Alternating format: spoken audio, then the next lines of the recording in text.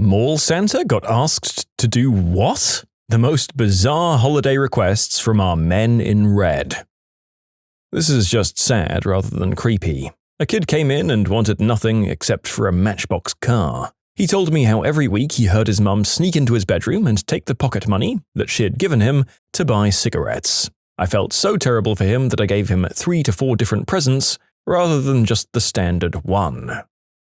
Well, I had a kid ask, "Santa, what happens to all the dead people's toys?"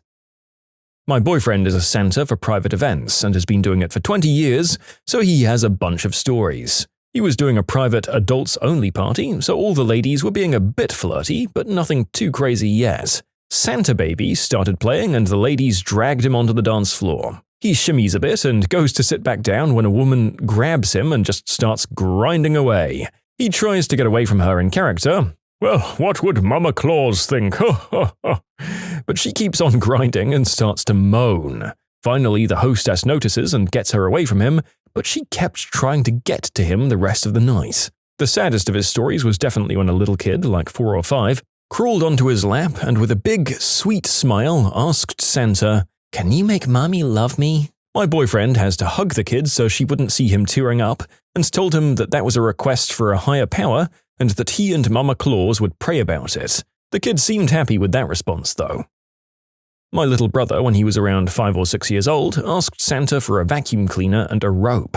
Santa gave my mum a really weird look. But you see, my brother loved to vacuum the living room. He'd get mad if anyone else did it and say, "I was gonna do it." The rope was so that he could tie a wagon to the back of his bike and use it as a trailer, if I recall correctly. But Santa didn't know that. He thought my brother was some kind of indentured servant. Thanks, bro. A friend's son, who's also on the spectrum, gets a shiny new vacuum cleaner every birthday. He wants nothing else. When they visit, he wants to know where your vacuum is and if he can use it. I invite them to parties early. I would just like to ask, is there a way of guaranteeing that my child is this obsessed with cleaning? Because I will pay extra or get them ultra-vaccinated to do whatever it takes to have that child actively enjoying cleaning up after me and their mum. I've been Santa for several seasons. Once I had a special needs young woman, in her 30s or 40s, ask me to make her boyfriend quit mistreating her. So I told the lady who was helping me to get the deputy sheriff at the event to come and see me. I whispered to him what she had said, and he came back 10 minutes later and asked if I'd speak to her in a private area. There, the deputy and Santa got a clearer but very disturbing picture of how she had already been repeatedly mistreated. In May, the deputy let me know the offender had been sentenced to 8 years, and the poor woman had been relocated to a new care facility.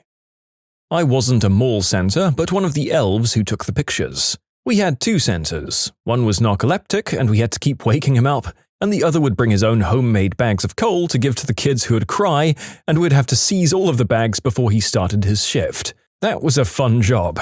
The falling asleep Santas are awful. Ours was so old he'd fall asleep while holding small children. We had to use spotters in case Santa lost his grip. My dad plays Santa for the community every year. A little girl once asked for a nicer daddy. One of my most prized possessions is a homemade snow globe that was given to me by a random little girl. It has a pride of place on my desk. The story was, every year I got dressed up as Santa, or the Slovak equivalent, Mikuláš, and I toured around my town in a horse-drawn carriage, stopping at scheduled places to distribute Christmas biscuits to the town's kids. It's a bit of an emotional roller coaster. Last year, I'd just chased off a boy who was trying to set my beard alight when a little girl of 4 or 5 shyly handed me a homemade snow globe. She was obviously starstruck to be meeting Mikuláš, and her older sister was gently pushing her towards me. I thought that she just wanted my opinion, so I said the snow globe looked really pretty in my broken Slovak, and when I turned to give it back, she had run away into the crowd. My dad used to be the Macy's Santa in New York. He had a kid come in who wanted his brother's cancer to go away. That brother came to the store too a couple of weeks later. Of course, Santa has no control over these things, but being the Macy's Santa has some power. He was able to get the store to let them come in at a special time and pick out pretty much whatever they wanted. It was magical, and he still has the pictures. He would regularly write to them as Santa until after the brother passed and went to visit him as Santa before that. He tried to stay in touch with the family, but I think it was just too sad and the magic was gone.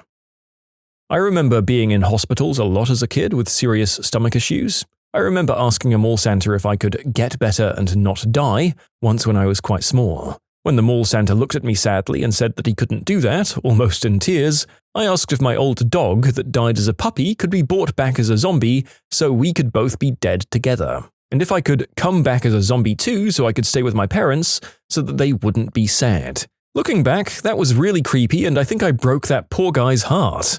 But wait, you asked that, right? So, congrats on living, I guess? Did you not read his post? He asked if he could come back as a zombie. Clearly he's a zombie now. Patient 0. My dad plays a mall Santa, and I used to be the photographer. Watching the older woman flirt with my dad was highly uncomfortable and then creepy. Not a mall Santa, but I was the Best Buy box for a number of holiday seasons in the early 20s. One year we set up a chair where you could take a picture with me. Soon it turned into people just telling me what they wanted for Christmas. Sometimes we'd have a stack of $5 gift cards and I'd give those out randomly. One kid sits down and says he wants to kick me in the crotch. The suit was heavily padded and there was a good 10 inches or so from the bottom of the box to my love spuds. Being 19 and wanting to put on a good show, I said sure. The kid winds up and musters the best kick he had. I played it up even though he actually hit my thigh. I remember everyone thinking it was so funny. I loved the holiday season working there. Some of my best memories came from those times. We had such a fantastic management team who were like family. And then it all changed and everything went sour. Such is life, I guess. 239 for the win. My uncle was a mall Santa for a while. He said the worst thing he was asked for by a child was, "Can you get daddy to come home?" He also had quite a few kids tug on his beard, which was a real beard, to verify that he was the actual Santa.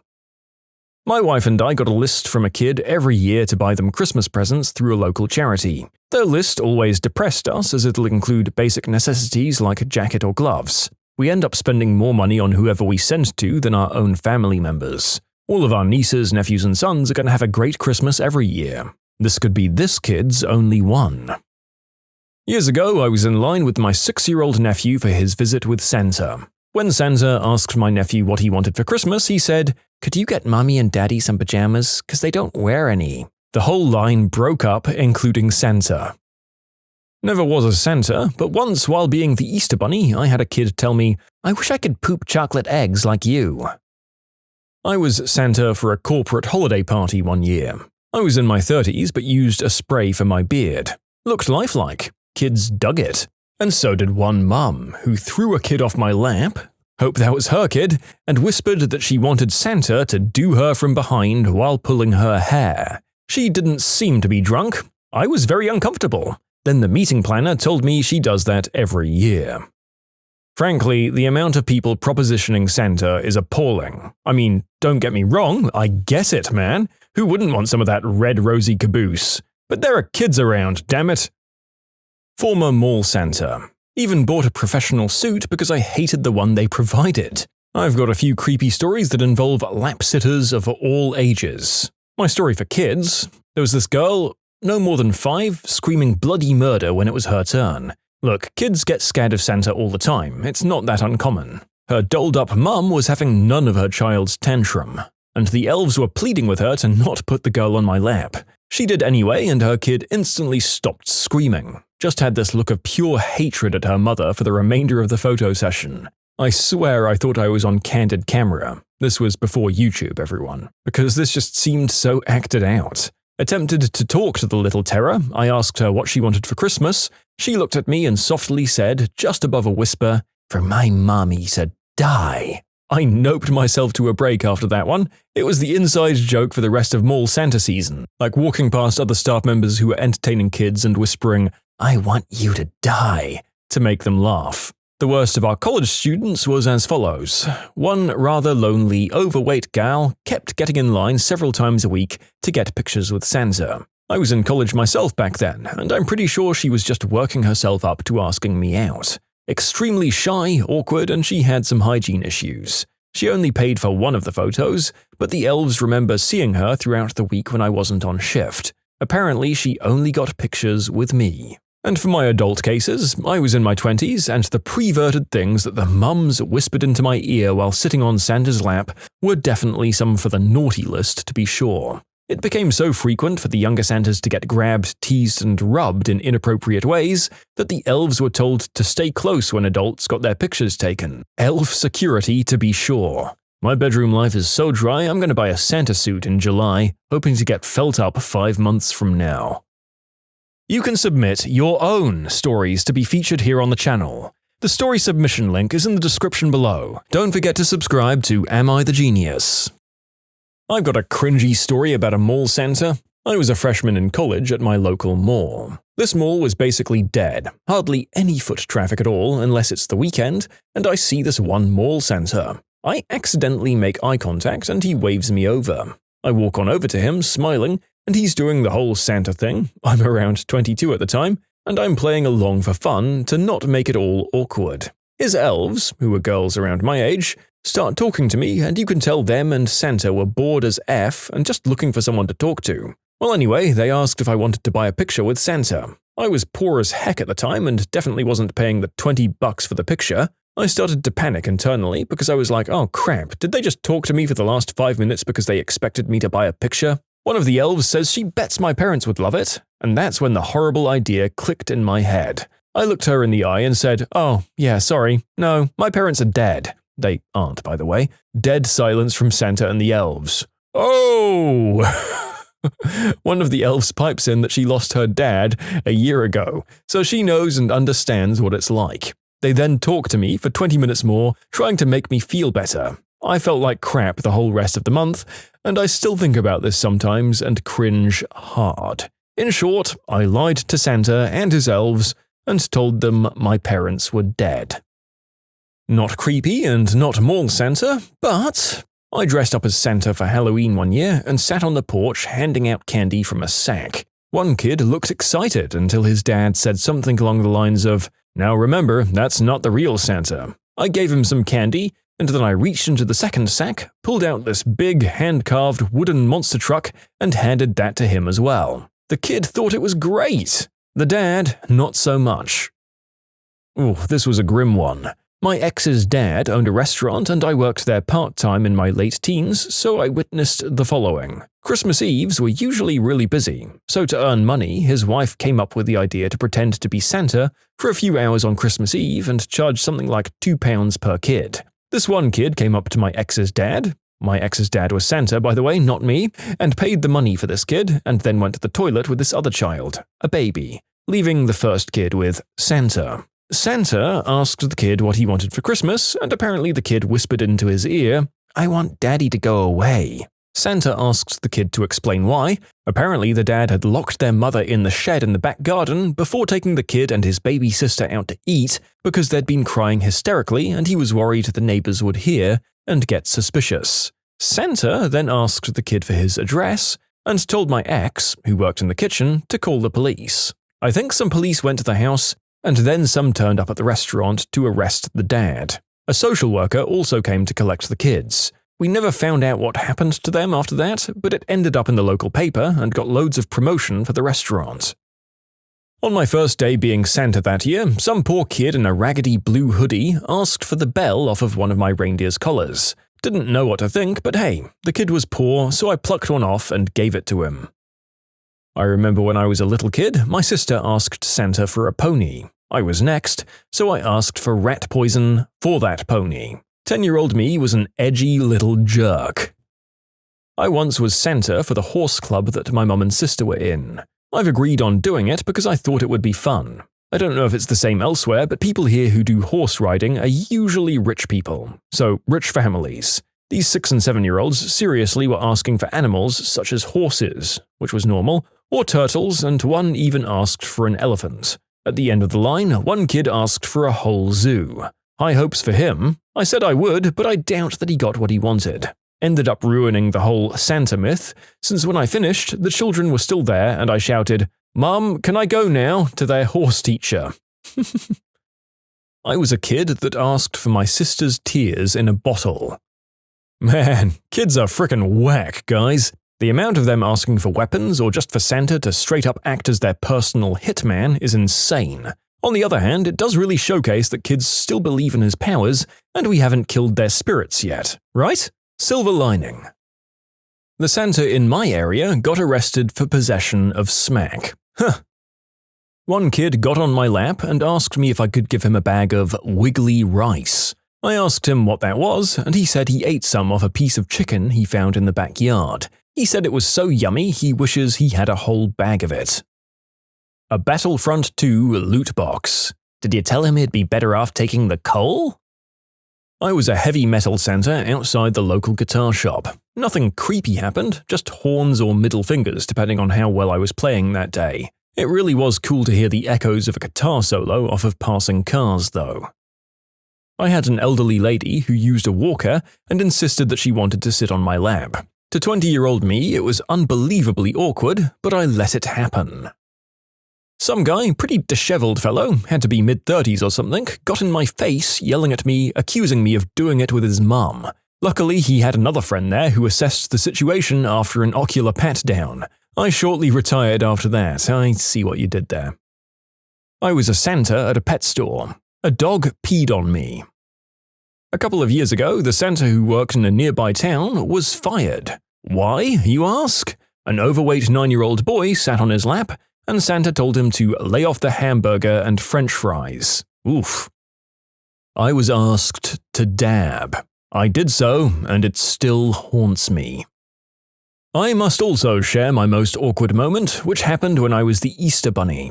3 cheerleaders in their uniforms came to get their photo taken. One sat on my left leg, one sat on my right leg, and the other stood there, hesitant for a few moments before finally making a decision and plopping down right in the middle, seating herself on my groin. I was probably biting my lip trying not to have a reaction. Fortunately, all anyone could see from the outside was my smiling bunny head. Slightly opposite, but I had a friend who was Russian and who went to a Russian Christmas party, which is a different holiday from normal Christmas apparently. It was organized by a bunch of Russian families in town. They hired a Santa for all of the kids. My friend is in his last year of college, but everyone tells him to go up to Santa anyway. He's a good sport, so he does. When he gets up there, Santa just starts chewing him out for flunking a college course and to get better grades. Apparently, this was premeditated by the adults ahead of time. I heard this story from him the night over text when he locked himself in a room and was drunk as heck off of vodka. I'd helped Santa for almost 20 years, but mostly for private parties and events. I did cover for him many years ago in a little mall in Belding, Michigan. A young girl came up with a group of kids and didn't even look up at me. I asked her what was wrong. She said I didn't give her what she asked for last year and started crying. I told her I was sorry, I'd try again this year. She said, "You can't. I asked you to help Mummy, and now Mummy's dead." I had absolutely nothing to say, except that I was so sorry. After that group of kids left, I went home sick, took off my suit and threw it away. To this day, I can still hardly bear this, and I still think about it every Christmas time. My 4-year-old cousin asked for a clown mask. This question just made me wonder, do mall Santas get training for recognizing and addressing signs of child mistreatment? Yeah, I've got to wonder if they're trained for all of this unwanted attention they've been getting in these stories. Just to remind you, the real St. Nicholas was a bad dude. He once backhand slapped the Pope and took crap from no one. He was well known for protecting the poor, going so far as to save 3 girls from basically a forced marriage by taking 3 gold coins from an alms box and throwing it into their bedroom window. 1 coin landed in a pair of stockings hung up by a fire to dry, which is where the custom of stockings on a fireplace comes from. My 2-year-old once asked Santa for a Christmas tree. He gave me the most disgusted look. I was horrified because it was only the beginning of December and I was holding off until after her birthday party, December 5th, to put the tree up and my enormous collection of decorations for the house. I didn't want her birthday to be overshadowed by Christmas. I used to photo the kids with Santa. A little girl asked for a boy toy, and Santa was like, "What?" Her mum was a few feet away from the stage and clarifies, "Oh, she means a truck." When my son was 4, he asked Santa for Sauron's ring, the one ring to rule them all. I was so proud. A new mummy, in front of his old mummy. Dad nodded in the affirmative. I'm not a Santa, but when my little brother was a toddler, he asked Santa for a baby brother or sister. Santa said he'd try his best. So, do you have a chubby, bearded brother or sister after that? I did Santa at my kids' daycare for 2 Christmases. First year, my kids were afraid of Santa and wouldn't come near me. Guess I was too good, didn't get the intelligence I was after. The second year, we had one girl who was infatuated with Santa. Kept bringing me colored pictures, decorated a cookie for me. Cute kid, but the infatuation got pretty awkward. I played it cool and kept thanking her because I didn't want to crush her belief in Santa. On the other hand, lots of mums with loose blouses bending over in front of Santa to talk to their kids. Yeah, you bet Santa was enjoying that. What's the weirdest thing that you've seen at someone's house that they thought was completely normal? Their mother cooked 5 different dinners from scratch every day. They each decided what they wanted, and she just cooked it for them, all 3 children, husband, and herself. When I went round the first time, she seemed insulted that I didn't want anything special and just had what my friend was having. It must have taken her hours, as they all chose to eat at different times as well. Not the weirdest, but I always ate one meal with my whole family. 12-year-old me was out of his comfort zone. I mean, I don't blame you, but you know what? 30-year-old me is going to just go right on in and order. Oh, shucks. Order me up a side of ravioli and flapjacks. Oh, yuck. Rather than a garbage can, my friend's family had a room to throw away their garbage. A room that served no other purpose than a garbage can. I asked him what they were going to do when it was full, and he just said it wasn't their problem because they were moving in a few months. Even if you're moving, wouldn't you rather not have rotting piles of garbage in your house? Response: worked demolition on a house that was used in the same manner, required jumpsuits and masks for the biohazard that was once a sunroom. Well, I guess you can say that that is a place that the sun no longer shines, and it probably smells like one. Yep. I went to someone's house where, no joke, they wouldn't flush the toilets until they were at full capacity. The entire top floor just reeked of waste. It was disgusting. Edit, follow-up. One time, I saw them scooping the waste into a bucket and throwing it in the backyard. I wish I was joking. When playing on a console in the lounge, when there was a scream, and his little brother ran past, 12-ish, followed by his birthday suit little sister, 14-ish, screaming at him. Apparently he keeps creeping into the bathroom to watch her shower. My friend and his parents thought it was hilarious. None of them seemed to find it weird. And no, there was no lock on the bathroom door. Not sure why.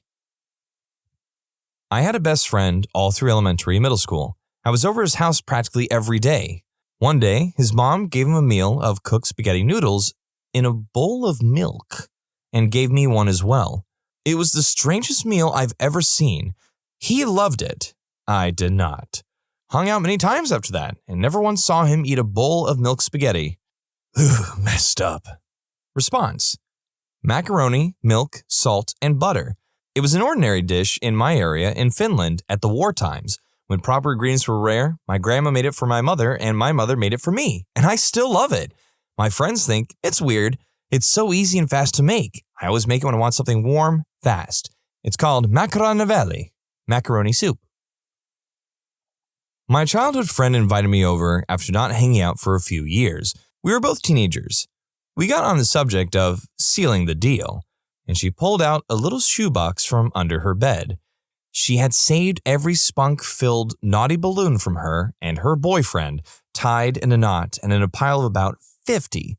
I didn't know what else to say, so I was like, cool. Went home shortly thereafter and didn't speak to her again. Maybe I was too harsh? Maybe not.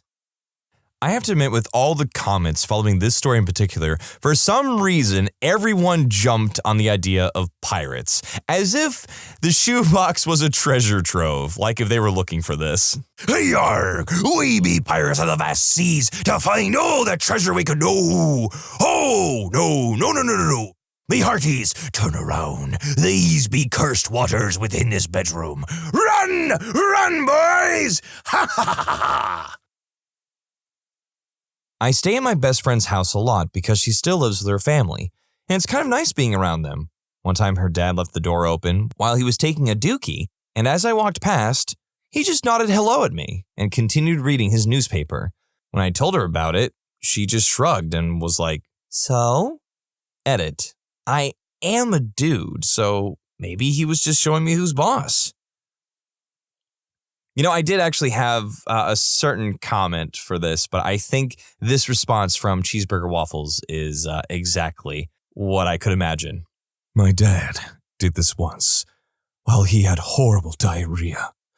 I was like 6 or 7. I just saw it out of the corner of my eye while walking past. Heard some blasts. Kept walking. I just kept walking. My dog died a few years ago. He was a beloved member of the family, and we were all pretty torn up about it. My mom and dad decided to have him cremated. A few weeks later, I came home from college and saw the urn.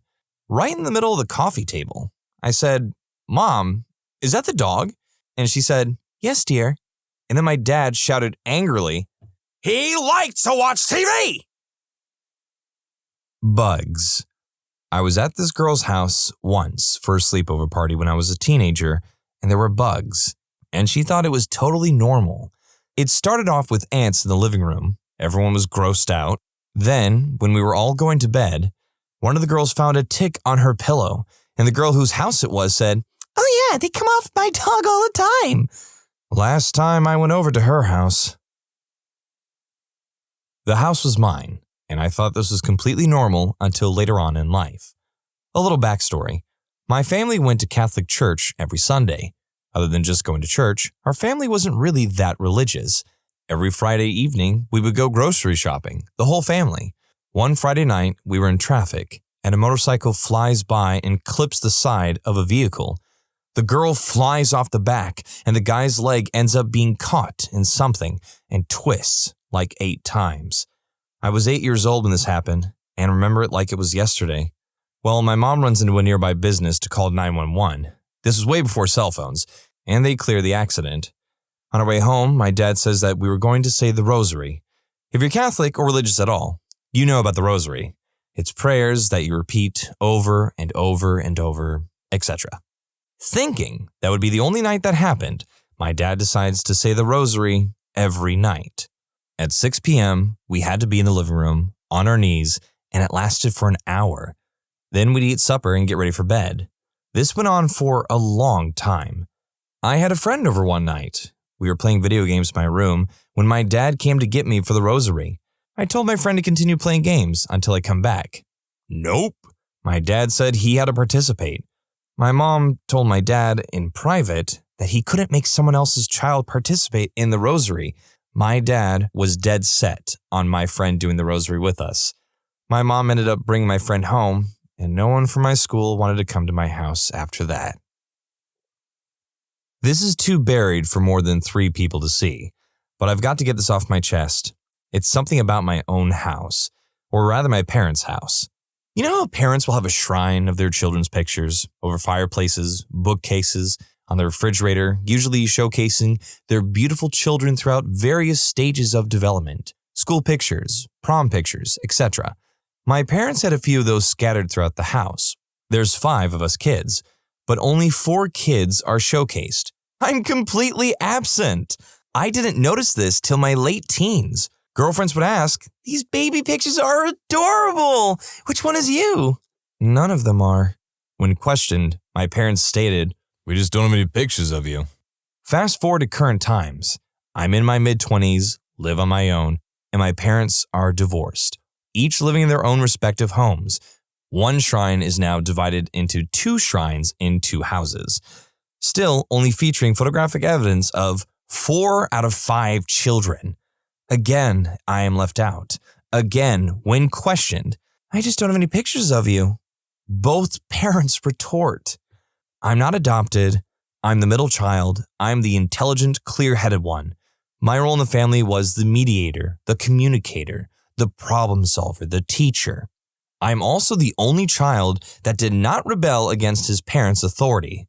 I'm not going to say my parents don't love me, but I can say that they didn't bother keeping any picture of me."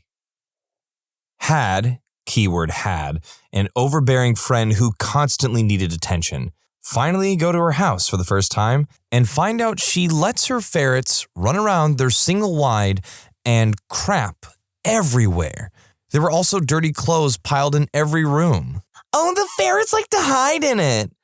I like animals, and I had never really petted a ferret. So I reached down, and the thing is crawling with fleas. Literally, there was almost no patch of fur that didn't look like it was moving from all the fleas. She noticed me cringe and said, "Oh, don't worry. I think he thinks they are snacks. He's always trying to get them with his mouth." No, B. Your ferret is probably getting bitten left and right and itching like crazy. Little late in the game, but why not? I was about 9, and my family went on a trip with one of my friends from school and his family. They're nice enough people, but had weird mannerisms and were strangely formal. Anyway, the one weird thing I noticed was that every now and then they'd each go out of the room for a moment and come back in. Thought nothing of it after a while and kind of forgot about it. One night the kids were chilling in the bedroom while the adults were in the lounge. A few cold ones were had and they got a little merry, and allegedly, by mistake, my dad rips a huge fart. The scream that came from my friend's mom was blood-curdling, and everyone kind of rushed in to see what had happened. She got really embarrassed and explained that they never passed gas in front of each other. It was a little awkward after that, but pretty funny. Well, I mean, yeah, wow. They're just like chilling on the couch. Oh boy, I can't believe it. You, me, and the kids, and we're just having a great... Oh my God! I'm sorry, just can't help it. Just went a little toot-toot, and there it is. Boom, there it is. Hey, Peter. My grandma's neighbor had a daughter who was my best friend for a few years growing up. They had a nice house with nice bedrooms, clean, always made beds, because they all slept downstairs in the living room. The dad on the couch, mom on the love seat, and the kids on the floor. All we did was play in her room, but if I spent the night, on the floor I went. What is this, Oliver Twist? Please, sir, may I sleep on the bed just once? No, now dance for me. I went and stayed for dinner at a friend's house during high school one night. Getting ready to eat were friend's dad, friend's mom, friend's older brother, friend, me. Count 'em, 5 people. Friend's mom walks out with dinner. It's like a big bowl of steamed veggies, which looked fine, and a plate with a piece of steak and like 2 pieces of grilled chicken. The plate hit the table, and everyone but me lunged for the meat. It was freaking survival of the fastest. It was like when a pack of dogs get a deer. 5 of us at the table, 3 pieces of meat. At my house, Mom served dinner all portioned up in portions proportionally to how much each of us eat, which I guess might seem weird to how they ate, but it was the weirdest thing I ever saw at someone's house that they thought was completely normal. My friend told me that when her and her brother would find turtles, her dad would drill holes in their shells. This is painless for them, she said, and tie a string to their shell and the other end of the string to the fence so that the turtles would be their pets until they chewed through the string. This was totally normal for her. Edit, I have done some internet research, and the results as to whether a turtle can feel through its shell are inconclusive. I did read that touching a turtle is like how it feels for us when someone touches our fingernail. However, if I cut my fingernail, I do not feel pain. In my personal opinion, I would say no. The turtle did not feel the crazy man drilling through its shell. So within 2 minutes of Googling that question, yes, tortoises and turtles can very much feel pain through their shell because there are nerves that lead to the back of their nervous system. Please do not go out there and be curious about drilling holes into a bunch of turtle shells. That is entirely too cruel. I'm pretty open-minded, can't answer directly, but man, one time I was minding my own business, eating some peas, and a visitor to our house started cracking up as if eating peas was some foreign concept. Yeah, she was pretty big. Response. Apologies for the long rant here, but oh man, you just brought up an angry memory for me. We have a couple of sheltered friends. Well, acquaintances is more accurate. Anyway, for a season finale of Game of Thrones, I busted my butt making a huge themed feast for all our friends. Roasted a duck, had all kinds of delicious veggies, homemade bread, tarts, and pies. It was bigger than any Thanksgiving dinner I'd ever made. So this couple reluctantly sat down at the table, nervously side-eyeing the food. I started to get worried as they were passing up dishes, thinking maybe I'd forgotten some severe food allergy and hadn't made things they could eat. Finally, the husband put a sliver of duck and some roasted turnips in butter on his plate and poured a glass of honey mead. Every bite or sip he took and offered to his wife was followed by a melodramatic and over-the-top grimacing from both of them. Picture giving a baby a lemon wedge. It was embarrassing. Speaking of babies, they brought theirs. Cute little girl. I had her on my lap and she was reaching for everything on my plate. Gobbled up some duck, blueberries and cream, homemade bread, etc. with absolute delight. The mom kept exclaiming how weird it was because the kid doesn't like anything homemade. She eventually retreated to another room, where I found her stuffing candy bars into her mouth and giving her kid cookies. I was so sad. Went on a date with a girl. Things went well, and she invited me to her place for a drink. I didn't think they were going well enough for anything other than a drink to happen, so I accepted and headed over. Got my drink, and she excused herself to grab a quick shower. Well, maybe things were going well enough for more than just a drink. At the time, I was a smoker, so while she showered, I headed out to the deck. She wasn't in the shower yet, and when she heard me pull the curtains back to get to the sliding door, she said, "Don't go out there. The deck's no good.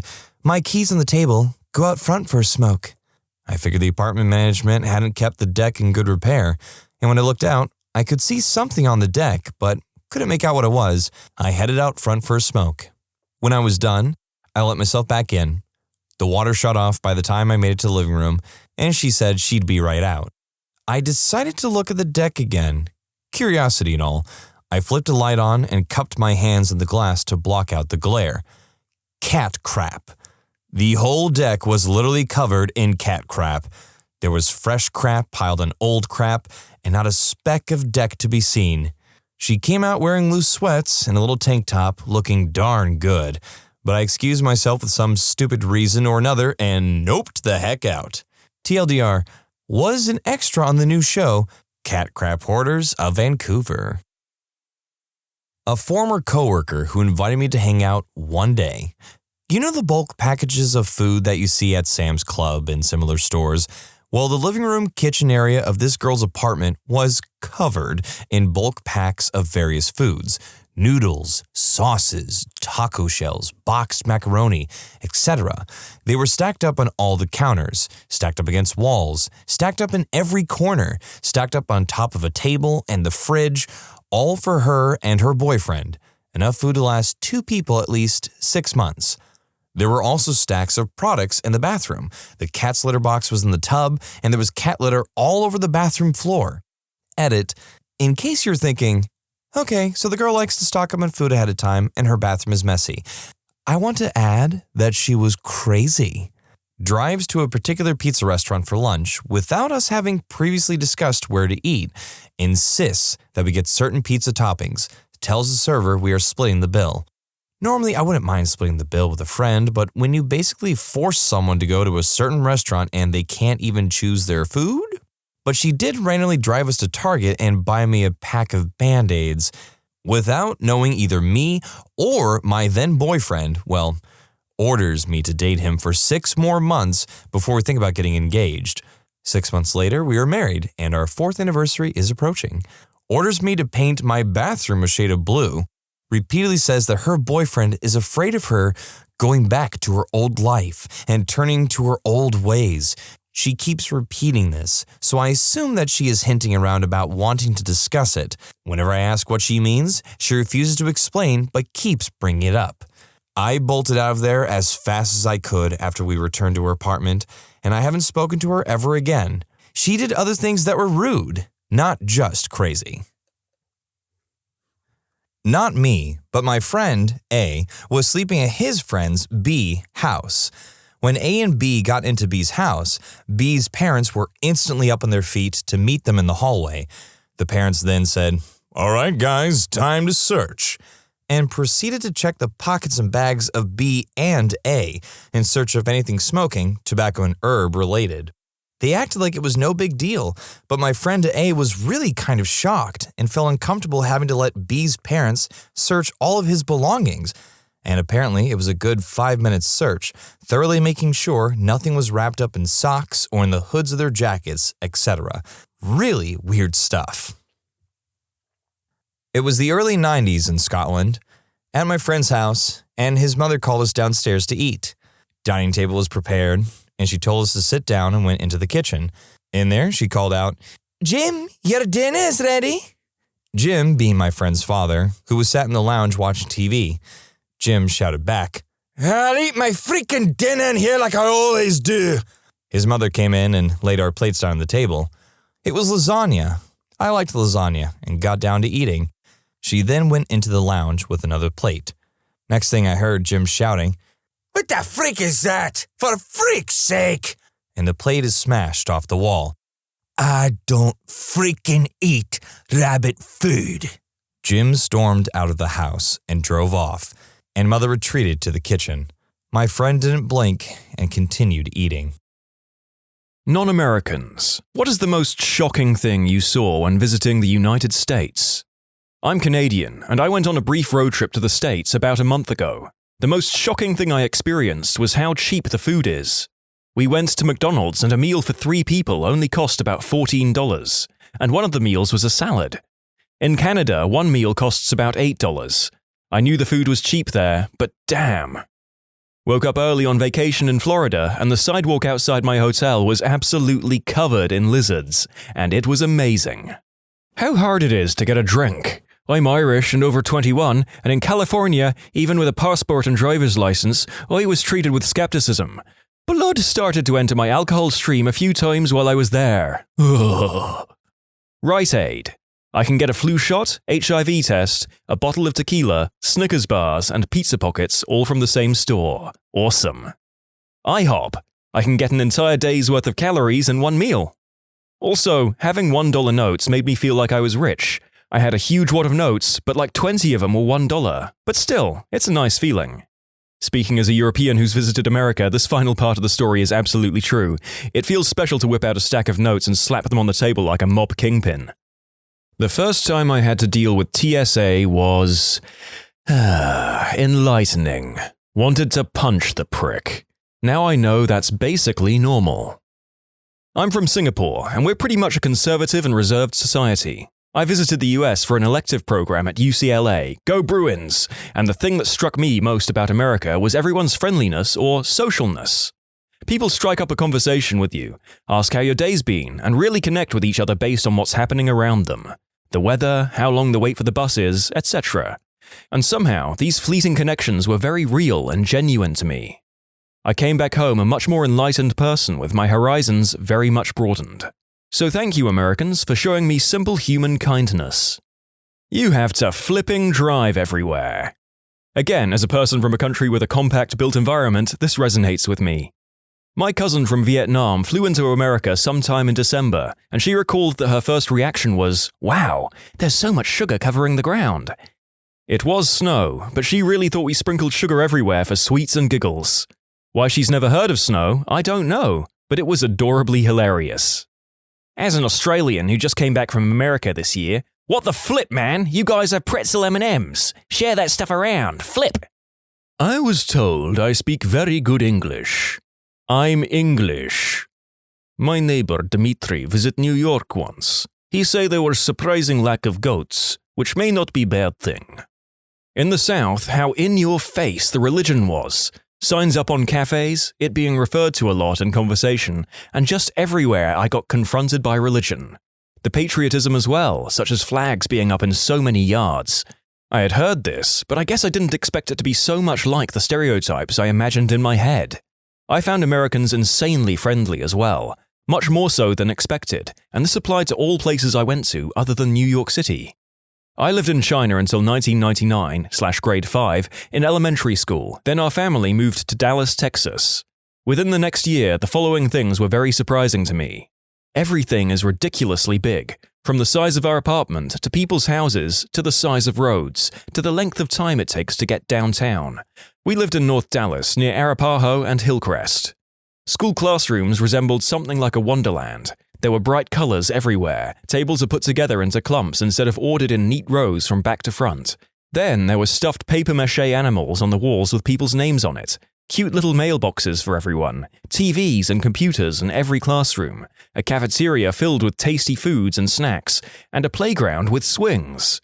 We were learning 400 times 5 equals 2,000 in math class.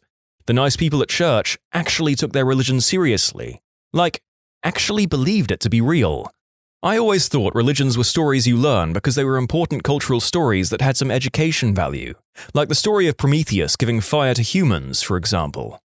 I was working at my uncle's restaurant in California when I saw a man at the bar who was looking pale and seemed to be out of it. His hands were clammy and he was not fully aware. I knew these were symptoms of a heart attack and he was unresponsive, so I called the ambulance. When the ambulance arrived, he seemed embarrassed by all of it. He did not want to go to the hospital. He asked what he would be charged for the ambulance. The paramedics then tried to convince him for about an hour to go to the hospital. He declined over and over again. I offered to drive him home, but he declined that too. This experience really hit home and made me feel for my neighbors in the United States. In Canada, people don't have to make a decision about something like this. The fact that people have to make health decisions and make their own diagnosis, prognostication, and take these kinds of risks made me really feel for people who are uninsured/uncovered. As someone who has had reconstructive labrum surgery, tonsil/adenoid removal, and several other emergency room experiences, I vowed to never complain about the medical service I receive in Canada, regardless of how long I have to wait. I got beat up real bad one time and someone called an ambulance. I tried to refuse, but they talked me into going with them to make sure I didn't have a concussion or internal bleeding. I even tried to talk them out of giving me an MRI or maybe CAT scan once I got there, since I didn't have insurance. The nurses said not to worry about that. Total bills were $7,004. Whole camps of homeless people living under highway overpasses in New Orleans. In New Orleans, those people are referred to as the middle class. I was in the M&M superstore in Times Square, and I saw a woman so fat, just so fat, she used a scooter. That's unfortunately not exceptionally unusual. I'm from Australia, and I couldn't believe how high the water levels are in your toilet. My berries nearly touched the water. Also, you drive through ATMs. Crazy. Yeah, when I went there, I suddenly realized why their toilets overflow when they get clogged. This is a very strange and alien thing to most of us outside the country. Perhaps someone can explain it. A homeless man in Seattle called me a good-for-nothing N-word, word for word. Keep in mind that at the time this happened, I was a 14-year-old white kid with a steadier job than he had. Homeless people are like ghosts in America. Nobody acknowledges them, we are frightened by them, and even sometimes amused. I was at a McDonald's in the US, and no one kicked my ass for wearing my futuristic computer glasses. Because it isn't like Paris. Tax. Why not put a flipping price sticker that includes it, so I don't have to work out if I have enough money for everything? Yes, this is so true. I've had to bust out the calculator in advance for nearly every major transaction. Wouldn't say it would be shocking, but just a tad startling. Basically, flags. Flags everywhere. On the pavements, in the windows, on the side of buildings, up poles, on cars, on doors, on posters, pretty much anything it could be stuck to. Oh, and the real comfy feeling of diners. Genuinely felt welcome in any I went for a cup of tea in. Always got a raised eyebrow and a question when I asked for hot tea instead of iced tea. I'm from Canada too, and I visited Anaheim. Portion sizes were gigantic. I swear they slaughtered 5 chickens for my girlfriend's dish at the Cheesecake Factory. The next morning's breakfast at the hotel was huge too. I felt like I was going to explode after. Also, corn syrup and everything. The ketchup and Coke were thick. Was definitely weird, and I wasn't a big fan of it. Seriously, if you're wondering why you have an obesity problem, this and the last point are part of it. I know obesity is a global issue, but fixing it starts at home. I was also surprised with how friendly and forward people were. Random strangers would talk to us, and staff were nice. Everyone spoke louder than back home too. This wasn't just at Disneyland, but also at small places on Newport. Speaking of Newport, we went to Balboa Island. Just off the island is a huge plastic surgery complex. That was interesting. Oh, and Americans take their schools seriously. Many houses on Balboa had university flags flying, and I saw a lot of UCLA and USC shirts. Oh, and girls breaking into song in the middle of the street? I found this confusing. I wasn't sure whether to find it endearing or cheesy. If anyone did that back home, people would think they're insane. But in America, I saw this multiple times. Holy car! I didn't expect that many responses to this, so to clear some things up that are getting repeated in the comments, I now understand that Canada also has HFCS in many foods. However, I did still find Coke and ketchup sweeter and more syrupy. That's what I meant by thicker. In regards to Cheesecake Factory, we ate there the day we arrived. There's not much choice in local food when you're on the Disneyland resort. Plus, my girlfriend's organization she volunteers for sends the people they help to cheesecake, so there was a bit of meaning to it. Oh, and in regard to schools, that's interesting that it's sports teams. I believe my school, the University of Alberta, has pretty good teams, but no one really cares unless they're directly affiliated with them. They seem more like clubs here, interesting to see the difference there. I'm also leaning towards good in regards to girls singing. Life could always be more like Hairspray. My first visit to America was Detroit. I haven't been back to America since. See, the problem is you went to Detroit. 90% of American citizens are too afraid to visit Detroit. Hey, lay off Detroit. Them people are living in Mad Max times. I was on the West Coast for about 2 months a couple of years ago. I'm from the Netherlands. Things that struck me. Portion sizes. Your small pizza is our large pizza. Your medium pizza is our family pizza. Your large pizza doesn't fit inside our borders. Clean streets. I saw a lot of $1,000 littering fine signs. Must have worked because there wasn't so much as a cigarette butt on the streets. Space! You have a lot of it. Everything is bigger, taller, larger, wider, and further apart. Food is cheaper than in Europe. Alcohol is more expensive. I figured out why you don't see a lot of American cars outside of America. I'll stop here before I insult people. I visited a Giants game in San Francisco and couldn't believe my eyes when Giants and Cardinals fans were sharing a couple of beers and eating hot dogs together while cheering for different teams. In Europe, we have to separate soccer fans from the moment they arrive in the game city until the second they leave, to stop them from bashing each other's heads in. Also, the entertainment value with all the songs and games is much higher than in European sports matches. TLDR, when you're from Europe and visit the USA, it's like somebody puts the contrast on your TV on maximum and turns the volume up. Rich people are richer, poor people are poorer, sweets are sweeter, laws are stricter, sports are more fun, everything is bigger, and man, do you guys build crappy cars. The amount of self-segregation that blacks and whites do in St. Louis, a city whose black-white population is basically 50-50. I almost never saw mixed-race groups of people socializing. It was either all black or all white. The two societies are almost separate. I have been here for 3 months on an internship. Things I have noticed. That whole patriotism and American ideal is dead in the youth. No one believes in the American dream anymore. Every young person I have met has said, yeah, this country kind of sucks, but what can you do? And I am in the South. Also, the fact that it seems no one cooks. I prepare my own lunch and make my meals because it's cheaper and healthier. People seemed strange to know that as a 20-year-old male, I can cook and choose to. Also, the use of elevators. I have not seen people take the elevator down from the second floor so many times in my life.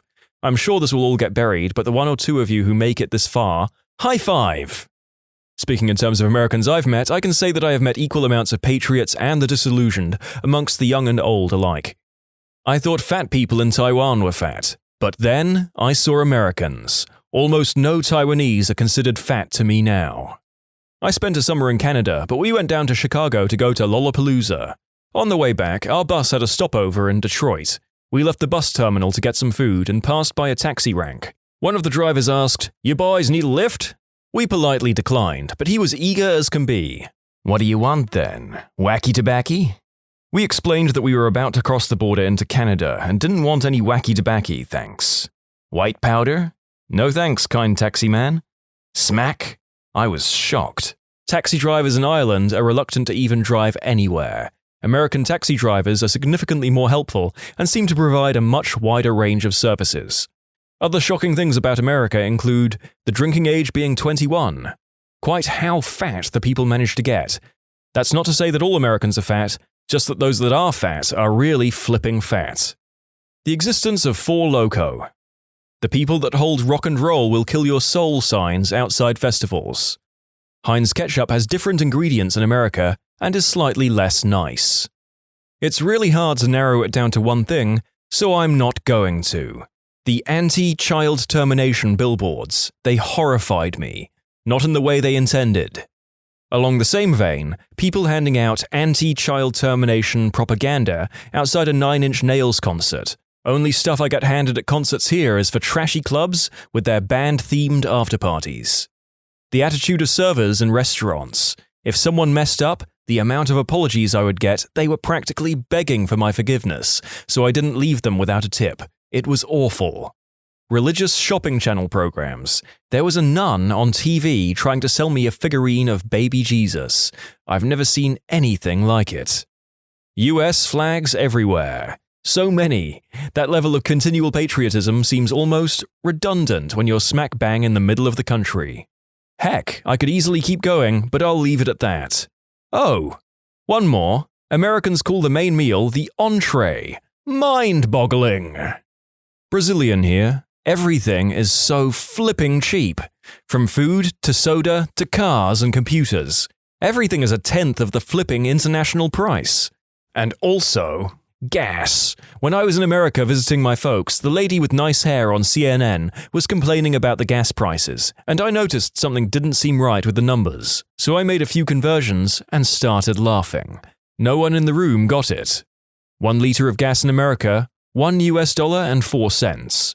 1 liter of gas in Brazil, $3,017. I've never been to the US, but the most shocking thing I found out about America recently was that it's legal to not only carry a piece around with you for no reason at all, but to carry them openly as if you're flipping Rambo or something. I knew that many Americans own more ordnance than the military, but I just assumed they had to remain inside the house. For home protection, I hear all the time. I didn't realize you can just walk around armed to the teeth. Hey wife, going to McDonald's. Where's my ammunition? I'll come with you. Need to give my 45 a walk. Not trying to start another massive debate or anything, I'm just saying, to my perspective, that is absolutely crazy. In Australia, only the police carry weapons, and even then they are very, very rarely used. The police get in more trouble for shooting people than they would just letting them get away with crimes. Human life is considered very valuable, even criminals. And just to be clear, because the firearms are great, there are laws replies are already starting, please note that I'm not trying to offend or judge anybody. This is simply my perspective on something that is shocking to me about the United States, as asked by the OP. I'm from New Zealand, visited California a few years ago. While getting a haircut, the lady asked me where I was from. I said, New Zealand. She then proceeded to try guess what state I was in until I told her it was a country. She then refuses to believe that New Zealand is a country, no matter what I told her about my country. That amazed me. Another thing was the guy at the airport asking if we still hunt and eat the Maori. That was asked after he asked whether or not we had indoor plumbing in New Zealand. It was then that I realized most Americans I met were extremely narrow-minded and thought the world outside the US was an undeveloped place totally reliant on their great country. Most people were quite friendly, though. Most shocking thing I saw? Poverty. Absolute poverty. I visited the States 5 times, and each and every time it is impossible not to notice a huge problem with poverty. I'm Irish, so coming to the States I had a high enough standard on how a first world country should be. And it was as sad as it was shocking to notice how badly some people had it. Chicago. Well, I've been in Chicago quite a bit, with O'Hare being the main international airport for me, and it's not the worst, but some of the houses in which I've seen people come out of, and the number of homeless, has left me speechless. I've been in Chicago in the middle of winter, and that stuff is cold. I don't understand how people manage to survive. Washington and New York, they're about on the same level. In the center of these cities you can see the wealth, but venture outside them a little, and the striking difference in living conditions is amazing. Just by looking like I had money, I've nearly been mugged twice. Los Angeles. LA was alright, except for the fact that if you get on the tram to venture from the city center out to Long Beach, you pass through some seriously trash-looking neighborhoods. It's scary, actually, that the population of Ireland lives in this small area, and they're so badly off compared to us. Also, lots of homeless, like lots. New Orleans. What the actual flip? I've never met nicer people in my life. Never. But what the actual flipping flip? How can you let people live like that? It's disgraceful. If you just walk outside the normal tourist area, you're into a place with high crime/violence, and you can see why. They have nothing. There's a massive gap between the rich and poor, and you seriously need to do something about it. The fact that America is built for cars and not for people. Excluding the original 13 colonies and some major cities, hello, New York and Boston, San Francisco and Chicago, the United States is built on a scale where the basic unit of measurement is not a human being, but a Ford F-150, at least.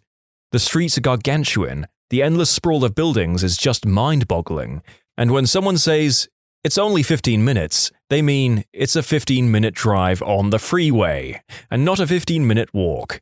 Everything is car-centered, and without a car you ain't going nowhere. No wonder there is so much drunk driving. There is no other option for the people to get around. The exceptions are the cities that have a working rail-based public transport system. People here can get around like they do in the rest of the world.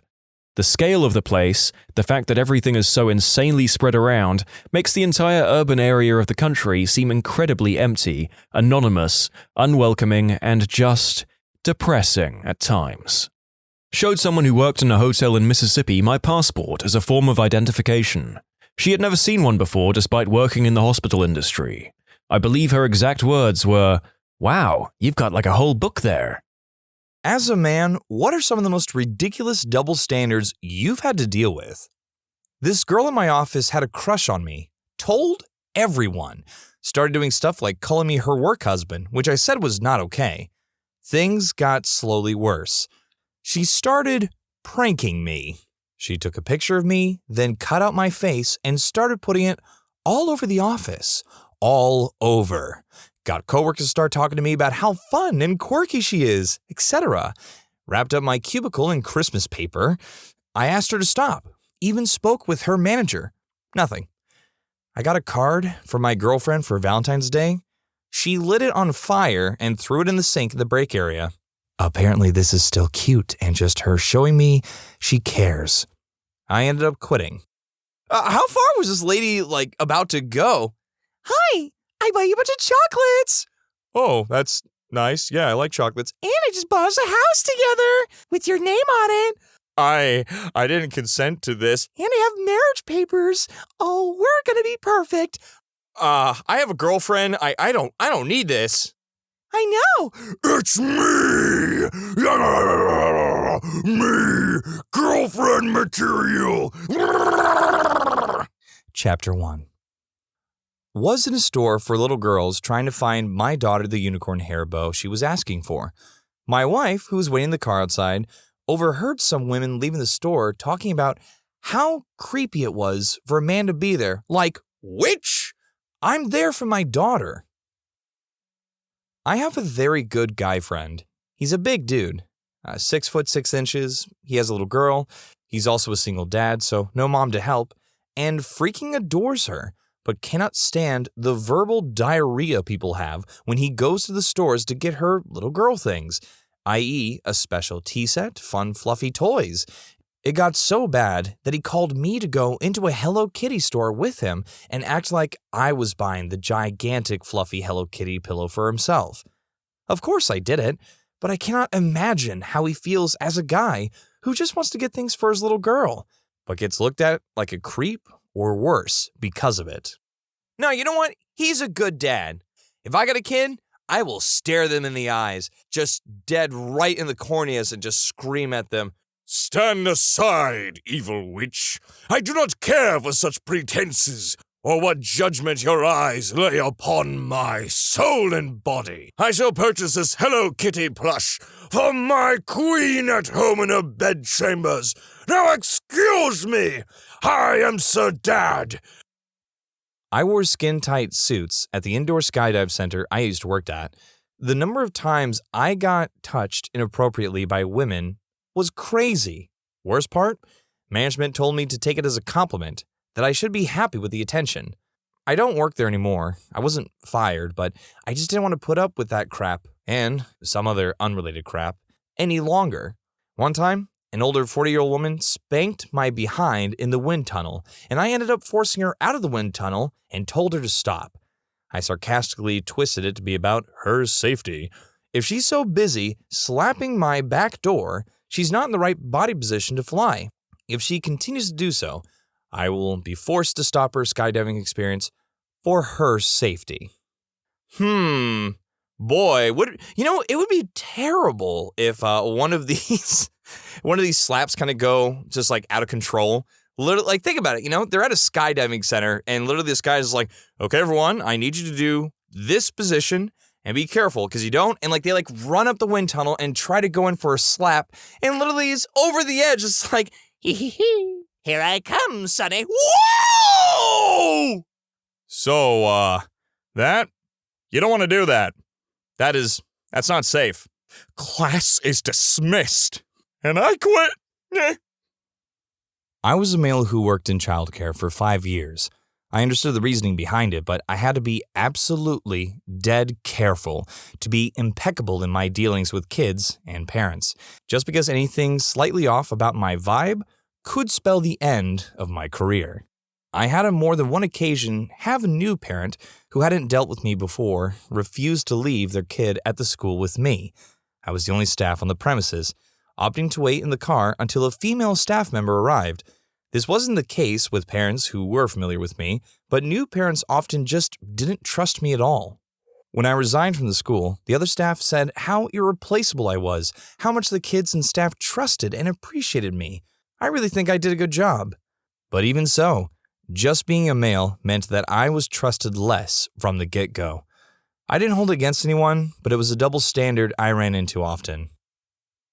If you're a stay-at-home father, or worse, just a stay-at-home spouse as a male, there's a sizable portion of people who are going to think less of you as a man, assume you're a freeloader. While the opposite is true to an extent as well, stay-at-home mothers or housewives are far more socially accepted. People will sing the praises of stay-at-home moms, call it the hardest job in the world, ask if her husband is helping out enough at home. A man will be asked if he's on babysitting duty, will be mocked for playing Mr. Mom, will be ridiculed for staying home while his wife works out, having his wife wear the pants, criticized for not providing for his family, etc. I was out of work for a period due to my gym temporarily closing as a result of COVID restrictions, meaning my girlfriend was supporting us. I had worked for the entirety of our 15-year relationship until that point, but that didn't stop people from acting as if I was a deadbeat.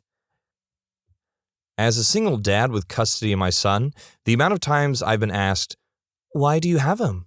on a first date, or when I start talking to a woman on a dating app, is ridiculous. I can only imagine what would happen if a single mother was asked that same question. Why is it completely acceptable for a woman to leave a man and take his kids away, no questions asked, but when a man has custody, I'm treated like I must have stolen my own child? My mom got custody of both my sister and I. My sister was smart enough to go with my dad after a while. I was still too young to realize the situation I was in. My mom inherited a bunch of money from her uncle, and we were loaded, so as a kid who got most of what I wanted, I didn't think anything of the situation. Long story short, my mom spent all her monies on illegal substances, and my dad was working like 3 jobs to pay almost $1,000 a month in child support, while my sister and I were in mom's custody. She had me on a bunch of prescriptions because she didn't know how to parent. I don't remember much of my childhood, to be honest. I ended up asking my dad to live with him, and he came and picked me up essentially across the country the next day. I went from living in a $500,000 house in Florida with my mom to a double-wide trailer in New York with my dad. He was actually a parent to me. She still spent all her money, and mine, and my sister's college funds that our rich uncle had set up for us. Basically, I just wanted you to know that dads can be the real heroes. I will never question why a man has custody of his kids. My dad will always be number one. When a girl is into you at the bar and you say no, holy schmoly, do they go hard out. And when you really drop the absolutely not, I've gotten hit, kicked, my drink hit out of my hand, called every name in the book. No means no, but I guess only for chicks? I had to stop hanging around for my kids' swimming lessons. They had a big window in the lounge area where you could watch your kids. I'd be grinning like an idiot, waving frantically as my boys splashed around. Just about every week, though, some Karen would give me the stink eye, or worse, an interrogation. Same would happen at the parks or the grocery store, especially when he was a toddler. They'd get right in his face and ask where his mother was. Oh, nice dad. Must be babysitting today. Ugh. Never mind the time I tried to pick him up and I wasn't his mother. They didn't know who his mother was, but they knew it wasn't me. I'd been taking him and whatnot for ages. I have a very prominent beard, which makes me stick out like a sore thumb. But yeah, I don't look familiar to them. Forget all that crap. I was at my wife's company Christmas party, and the girlfriend of her coworker straight up grabbed me, wrapped her arm around me from the side, and squeezed my back door. Then she asked my wife if it was okay. She literally didn't even say hi to me. I felt like an object. I was too surprised to do or say anything for like a solid 60 seconds. My wife didn't really register what was going on, so didn't say much of anything. The boyfriend didn't see, I guess.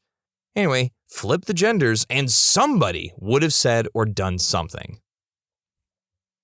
When men open up about their feelings, they're often viewed as weaker, less masculine, immature, and too emotional. When women open up about their feelings, they're often viewed as more empowered, more feminine, more mature, and more in touch with their emotions. When men fail, they're often viewed as pathetic and not working hard enough. When women fail, they're often viewed as hard workers staying strong in an unfair world. When men make more money than women, there's controversy about the wage gap. When women make more money than men, those men are viewed as inadequate and lacking ambition. In my experience, many women say they want to see a man being open and emotional, but what they really want is some kind of Hollywood masculine version instead of the honest kind that might involve some ugly tears and cross-gender empathy. Also, if a woman uses it against you even a little bit in the future, they shouldn't be surprised that you'll never really open up to them honestly again. It's an uphill battle for men to open up, and once you burn that bridge, there's not really a second chance. Half of my attractiveness has always been based on how much I make. I just experienced this. My mother married into wealth on her third marriage, private jets, yachts, the works. I am mostly humble about it and keep it on the down low. I mean, it's not my money. They don't support me, and we have a terrible relationship. Started hanging around a friend that loved to boast about money and the money that other people have. He would tell women I come from money and they should lock me down. The amount of interest they had in me after that would skyrocket. It would be a normal woman for 1 second, then turn shallow, fake, and super desperate. Not going to lie, the desire felt great, but I quickly learned it's not real. I stopped being friends with him and haven't looked back. My parents don't support me, so I don't live a lavish lifestyle. So if I happen to meet a girl through family or friends, or at a wealthy person party, event I'm attending with my family, once they get a dose of how non-baller I live, they're usually out. The rule is, if it's about money, that's all it will revolve around. I'm a physician. I get hit on by a lot of females, usually older women. If not directly telling me I'm attractive or easy on the eyes or something, they tell my female assistant or female residents or students who I am training, and it makes them feel very uncomfortable. Or they'll tell the nurses in pre-op or recovery unit or the anesthesiologist, etc. Imagine men saying crap like that to or about a female doctor. Pretty sure most know that's an absolutely inappropriate thing by now. I hope. I know females deal with that constantly in general, but it makes for an uncomfortable situation when you're establishing a relationship with patients. I've asked my female colleagues if they get directly hit on by patients, and thankfully for them, they've all said no. So, at least there's that. I'm a rather big guy. I lift every day, but honestly, I don't realize I'm intimidating. I'm kind of a blundering idiot. I left my lights running in my car and went inside a grocery store, came out, and my battery was dead. I had jumper cables, but needed another running car. Right then, a young woman with 2 children walked up to the car next to me. I introduced myself and started explaining my plight and asked for help. She jumped in her car quick and drove off, didn't say a word. Then I realized I probably scared the crap out of her. Random big dude walked up to her while she was alone with her kids. I called a friend and he was 30 minutes away, but on his way to help me, I'm waiting next to the car and 2 police cruisers roll up on me. Hands in the car, vehicle search, the whole 9 yards. The lady had called the cops. My buddies showed up mid-search and they harassed him too. They were convinced we were running some abduction ring or something. They finally let us jump my car and go. Even then, one of the cruisers followed me to my house. It was annoying. Lesson learned though, never ask help from a stranger. So, funny story here. I was out at the mall with my then girlfriend at the time, and we ended up inside a woman's lingerie underwear store. Not the famous one that you can imagine, but it definitely had the same feel or vibe to it. They had just opened their doors and had a promotion. If you try on a bra, you can take it for half price. Limit 1 per customer. Cue my idea. I try on my girlfriend's bra size as a joke and get her 2 bras. That she'd pick out, of course, for the price of 1. No brainer, am I right? I asked the store clerk where the dressing rooms are so I could try it on. I was adamant about following the rule, and she says only women are allowed to try on the merchandise. I even offered to walk out of the dressing room with it on to prove a point. Trust me, I would have made it fit. Sadly, she didn't go for it, and I walked out of there with a laughing girlfriend and a burning hatred for that store and their unfair rules. I had a female security guard search me up and down, touching my no-no square full on at a nightclub, at an entrance check-in. Didn't do that to my girlfriend who was with me, or a male security guard didn't try the same thing with my girlfriend. Why was I searched? If a male guard searched a woman's no-no square full on, yeah, good luck. And that was like 2 years ago, so metal detectors are a thing. I told my girlfriend at that time, and she just laughed. So, I have a story in the opposite direction. I had been at work all day, and I came home to my girlfriend, at the time, on Omegle, intoxicated, and zipping up her sweatshirt. Basically, I came home and caught her flashing her swanky billies at strangers on the internet after she had stolen and drank all of my beer I had in the fridge is on my computer.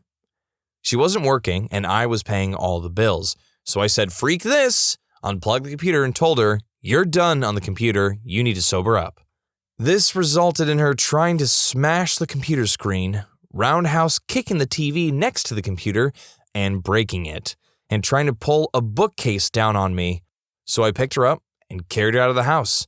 The whole time, she smashed me in the head with a can of Campbell's tomato soup. I deposit her outside, and she promptly smashes the window on the door. So I go aside and force her away from the house so she doesn't cut herself on the glass. And she pulls out her phone and starts calling the cops. At this point, I pull out my phone and call the cops. And I'm talking to the female dispatcher about what happened, and I hear the girlfriend off in the background telling them she fears for her life and that I was standing next to her and threatening to pull the plug while I was on the phone with the other operator. The cops show up, female officer goes talk to her, male officer comes talk with me. Within a few minutes, I see the female officer force my girlfriend into the back of the car, and the male officer excuses himself from me and goes to talk to the female officer. I overhear a bit of the conversation, and it's basically the female officer stating that my girlfriend is obviously drunk, that she lied to the 911 dispatcher and confirmed with the one that I had called that I wasn't anywhere near the girlfriend while she was accusing me of threatening her, and the real zinger? The girlfriend told her that I drug her out of the house and that the whole time she was hitting me in the head with a can of soup.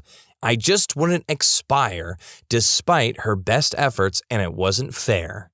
So I got referred to someone who could help me, a hotline, and my ex got locked up for the weekend as it happened on a Friday. Otherwise would have been a 12-hour release, without a no contact clause on her release. Long story short, I bailed her out on Monday at the cost of $900. And things were up and down for the next 3 or 4 months, at which point we went to court for her hearing, and the judge announced, "She's such a small girl, and they've been living together all this time, so obviously she wasn't really any threat. I'm going to charge her with a disturbance of peace with a $40 fine, and she's free to go." Of course, I had a black eye that day, because she had gotten intoxicated and tried to hurt herself that night before, and I basically pinned her down so she couldn't. So she decided to punch me in the face a good 8 or 9 times as a reward. Thankfully, I managed to get her evicted out of my place a month later, but only because I paid a bunch of money to the state to enforce it. My brother-in-law loves basketball and coached women's teams for years. He told me that women actually listen and follow the plays much more than men, so it's a real treat to coach women over men. He had to give it up because of all the bullcrap going on within the community and him being a male coaching girls. The only people that really suffer here are the girls that had an amazing coach, but the gossip bags just can't keep their hen-like beaks shut. My ex is a bartender. I am a drummer in a decently popular band in my town, so we get a lot of attention because of this, and both jobs require us to use that to our advantage. Tips for her, and keeping people coming to our shows for me. I've never had a problem with her flirting for tips. In fact, I encouraged it. I also work in the restaurant industry, so I know how it works. But God forbid a girl came up to me to say, "Great show," I'd be expected to just walk away and not interact. That's why she's my ex. This isn't my story. This happened at school while I was skipping every class I had that day, went off smoking the herbs. My youthful stupidity. Anyway, there was an incident at a school where one of the girls had health issues and had a seizure and stopped breathing. At the school, there has to be at least one person who can provide first aid, and he was male. He had to give her CPR until the paramedics arrived. Thankfully, she lived, but the guy who gave first aid had a complaint by the girl's parents as they didn't think it was appropriate for an adult male to give CPR, and citing that kiss of life is inappropriate. He saved their daughter's life, and he was thanked by getting fired for it. No praise, no thanks, nothing. People of Reddit, what was the most not safe for work event you ever stumbled upon in high school? Not me, but a friend of mine who was a yearbook photographer. She was a rail-thin, awkward, geeky high schooler and was asked to photograph a day in the life of the swim team. Our school had the football fever, and so other sports were always trying to get more than a few mentions in the yearbook packed with dozens of football shots. So my friend showed up to the swim team practice and later state tournament. She was asked to join them later at their victory party, which was at someone's house with its own pool and hot tub. When she got there, most of the team was already drunk and not an adult in sight. There were also a lot of girlfriends of the team there, and more than once, my friend was asked to join them naked in the hot tub. Fun was pretty freely flowing, and she strived constantly to get acceptable photos instead of the wanton depravity around her. At one point, some naked girl was chugging while she was in the cowboy position, screwing on top of her boyfriend while everyone cheered her on. They kept begging my friend to take photos, and she refused in horrified shock. Some of the guys got really handsy with her until finally she picked a time when they were distracted, and she left. She later was crying to her best friend because she felt so stressed out, and it was nothing like she expected. Sort of like showing a 10-year-old Caligula when they were expecting Toy Story 2.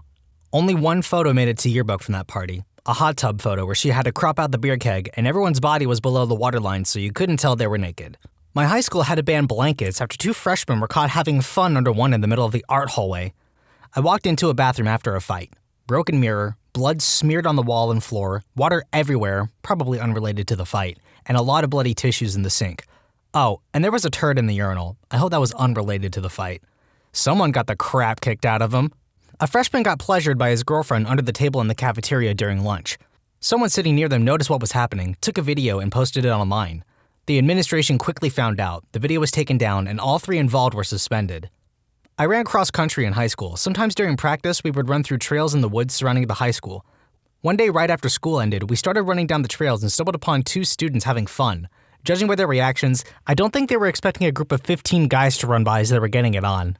High school bus hit a deer. Police were called. Deer was shot 3 times in front of the bus to put it down. Watched it from the parking lot while skipping school. We had a girl who would sit in the back of the bus and seemed to always have a different dude sit next to her. Turns out she was giving guys pleasure for a small price. Had a guy run through the school completely naked. High school, by the way. Even ran up and slapped some teacher's butt. Haven't heard of him since, but it was like 5+ years ago. Legend has it that a guy in my sophomore or junior year used to sit next to his girlfriend and get pleasure during English class. A sophomore at my school gave a freshman a donut filled with white sauce. He got criminal charges. I have no idea what the criminal charges were. I do know that he got fired from his job and expelled. Walked into a bathroom after school and found a guy and a girl about to go to town. She had her shirt off and skirt up. He had his pants on. I caught them just before the moment of insertion. I said nothing. I would have let them to it, except all of the bathrooms on campus except this one were always locked shortly before last bell. So I silently walked to a urinal, calmly did my business, properly washed my hands. By the time I went to leave, the girl was hiding in a stall and the guy was waiting by the door. I shrugged at the guy. Guy shrugged back. I left and heard the door lock behind me. Not one of us said anything or made a sound during the entire exchange. Edit. For everyone calling it a power move, I appreciate it, but I just didn't want to have to pee in the bushes.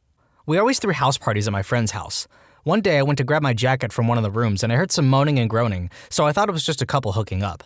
I flipped the lights on because I couldn't find my jacket and saw that 3 of the track girls were butt naked, finger-banging and eating each other out. Instead of just standing there and watching or trying to participate, my nerdy high school self said, "Hi," waved, and said, "Have fun," as I walked out, giving them privacy. Later on that year, I ended up dating one of the girls and would always try to mention it and maybe try to get a threesome going. Never happened though. She said it was just a drunk moment. We had 2 people banging under the band bus in the mud at a contest. No one thought it would be a bad idea for the cross-country team to have thin white uniforms until we had a race in a thunderstorm. So many flashbacks of eggplants swaying with each stride. This next one's pretty violent, so fair warning. There was a kid. We'll call him CB. He was notoriously a bad kid. Always in fights, getting kicked out of school, etc. Anyways, his locker wasn't next to mine, but it was really close. He and I never had problems because I purposefully avoided him. One day, another kid, we will call AC, and CB got into an argument. It led to a pushing and shoving match and some crap talking, but got separated really quickly.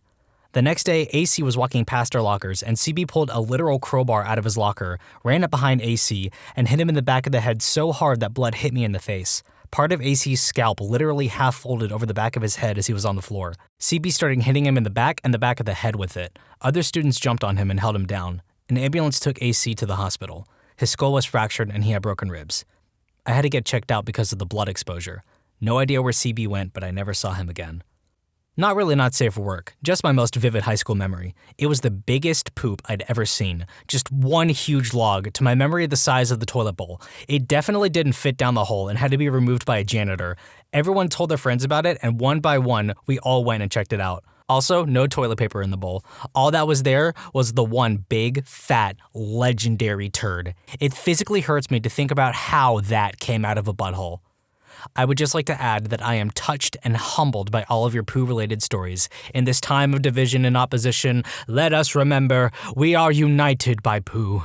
Holy crap, I had the same thing in middle school. Someone made such a girthy, long, robust turd that it had braced itself end-to-end across the entire rim of the toilet above the water. It was incredible. It reeked. It was like God himself had wedged it in there. We missed the first 10 minutes of class as every boy shuffled giddily through the boys' restroom to the big stall where that glorious poop lay in state. To remember it now was easily 3 to 4 inches in diameter and almost a foot long, just freaking remarkable. The water was even flushed away several times to demonstrate there was no trickery. A teacher rushed in and used a plunger to try and tap it in. It held once, twice, a third time.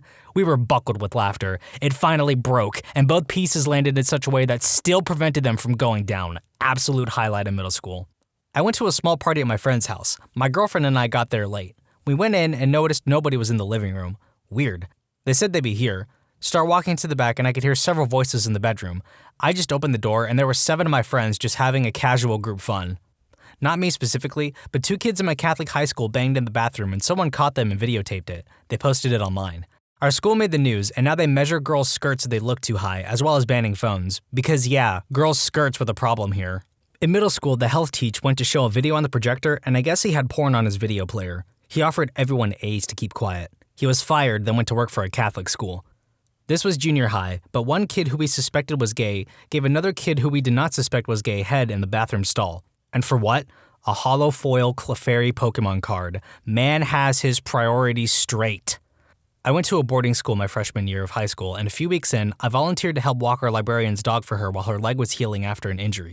So I was walking this huge dog through the woods around campus when he suddenly sniffed the air and just ripped the leash out of my hands and took off into the underbrush. I started chasing after him when I heard screaming and yelling. I thought, oh God, this dog mauled someone and I'm going to get expelled. Broke through a clearing and there were 5 half-naked upperclassmen trying to put their clothes on and scatter while this dog is joyously barking and jumping up on and licking them. Too long didn't read, accidentally interrupted group fun in the woods with my librarian's dog. I guess since so many people were asking, yes, it was a co-ed school, and yes, both sexes represented. Thumbs up for diversity. Went to teacher's room to get some papers that my Portuguese teacher had forgotten and stumbled at my gym and biology teachers kissing each other really hard over the meeting table. I mean, they didn't even notice me. And oh, it was a Catholic school. And they were both married, by the way. My face when I returned to class without the papers must have been priceless. A girl, freshman, went viral on Snapchat because the guy she was giving head to recorded her and said it was terrible during the recording. I'm a teacher who teaches in a high school. First day on the job, we had 2 kids beating cheeks in the back of one of my shop cars. Should specify I'm an automotive teacher. Pretty not safe for work if you ask me. Okay, 2 stories, one not safe for work, but still messed up. Janitor in elementary school died while mopping the floor, and somehow this didn't get around the entire school, and my entire class saw them taking his covered-up body out the front door. Another was walking in on several people giving head in the band room. It became a daily thing, and I should have known to also knock on the practice room doors before entering. We had many PCs in our school, and every computer room had a projector, so once when the teacher was ill and no replacement came, we were in that room. Someone started the projector and quickly found out that every porn site he tried is blacklisted, but playing from USB apparently works fine. We later found out not only are the connections whitelisted, but also fully monitored. Not long after the movie show with sound and everything started, the IT tech guy comes with a substitute teacher.